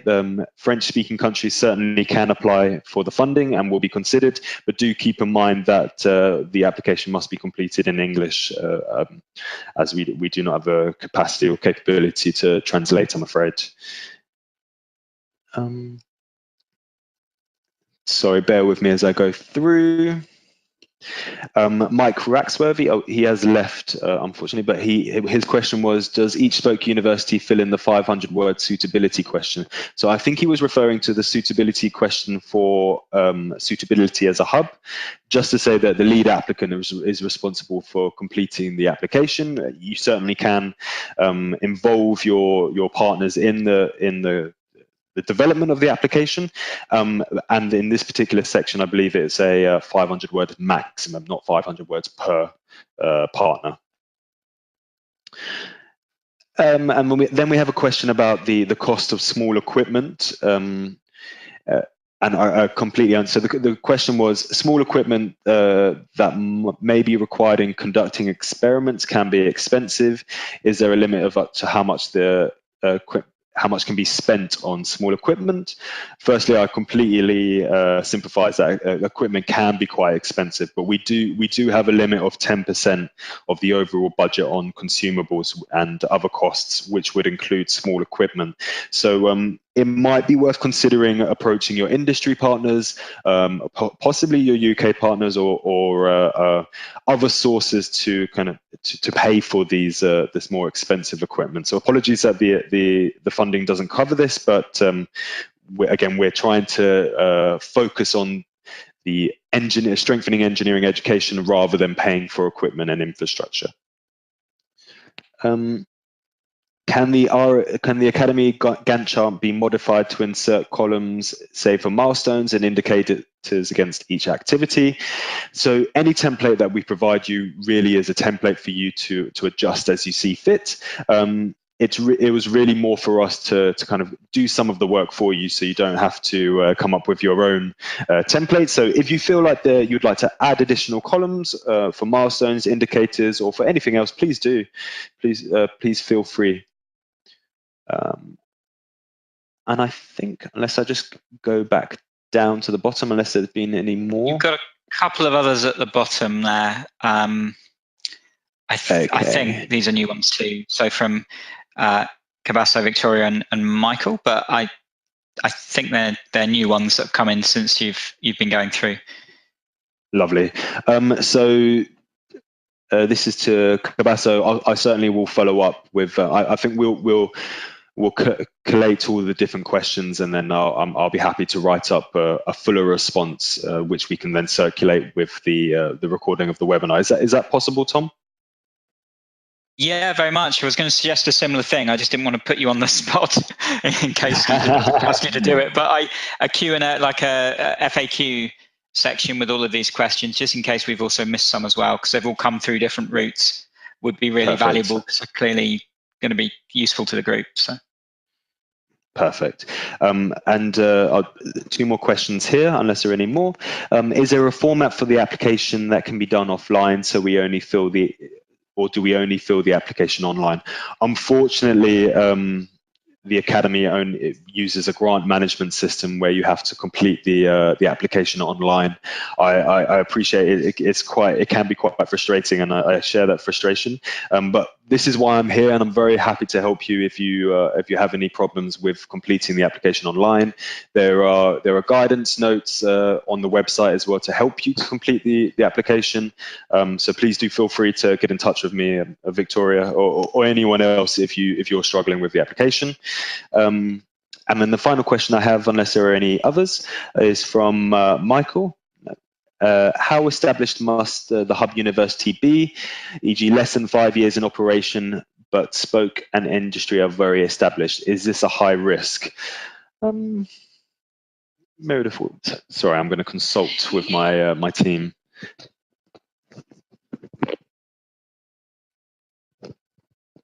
Whilst we're mulling over this question, I'm going to look at what are the top 3 tips for a successful consortium? So what are the top 3 tips for a successful collaboration, I guess? I'd say first of all is the agreeing on having agreed set of activities with your different collaborators. So your UK partner, your industry partner, and your spoke universities are all they all understand what their role is, and they all agree on where the project is going. So the more you involve your partners in the project, I think the better. Number 2, I think this kind of linked to the first one, but really successful projects have been when the spoke universities have been involved in secondments, when they've been involved in running some of the workshops. So really I think involving your partners as much as you can is probably my first 2 top tips. And a third tip, I'm not sure if you heard that, but being very clear on your expectations, communication with myself as well. I'm here to help you where I can. So if there is something that you're not sure of, if there's something that's gone wrong, the more you communicate with me, the more I can help you. I'm never gonna have an issue with you coming to me with problems, really. And just to go back to, I'm going to pass you over to Meredith. Hello everyone. So I'm just going to have a go at the question, how established must the hub university be? E.g. less than 5 years in operation, where spoke and industry are established, is there a high risk? I'm not sure I completely understand the question, but taking from it the point about, how we don't set a requirement for how established the hub must be. We don't have a minimum or a maximum, number of years that the university has been in existence, that the teaching engineering has been undertaken. But we are obviously keen to support universities where there's a real commitment to engineering, where there's a real need for their teaching. And I think we are obviously also very keen to make sure that the relationships are strong. I don't see any particularly high risk of having a less established hub with a more established spoke. I think there's a lot to be learnt from that. So I think we don't have a requirement. I think it's just about making sure those partnerships are strong. And if the will is there from a newer university, then we'd encourage you to apply. And I think we've slightly reached the end of the questions. Are there any more coming in? Meredith, we've got a raised hand quite recently. Okay. So we have time. So if you're happy for me to bring anybody with a raised hand into the call and see if they have a question. Yeah. Just before we do, my colleague Sharad, who's also joined us and who runs the equivalent of this program in South Africa as well as elsewhere around the world, is in the room and he has something to add. Hold on a moment. Brilliant. Great. Right. Hi, everybody. This is Sharad. I'm a colleague of Sebastian and Meredith here at the Academy. Just responding to that third point that Anne Tran had asked for top 3 tips. I think one thing that should come through in the proposal is the need for the intervention and what you're trying to address and specificity of sort of a problem and the generalizability of that problem too. So are you able, having started these set of partnerships, how much potential is there to generate more and broaden that network, specifically amongst the companies regionally or locally? I mean, I think we found a few especially in the extractive sectors in Southern Africa, where they've been able to share their knowledge across the region, because that is an industry which is across that region, and they're able to sort of galvanize a lot more actors beyond the initial partnership as well. So I think that's one thing that we're really looking for, is the scalability of the impact.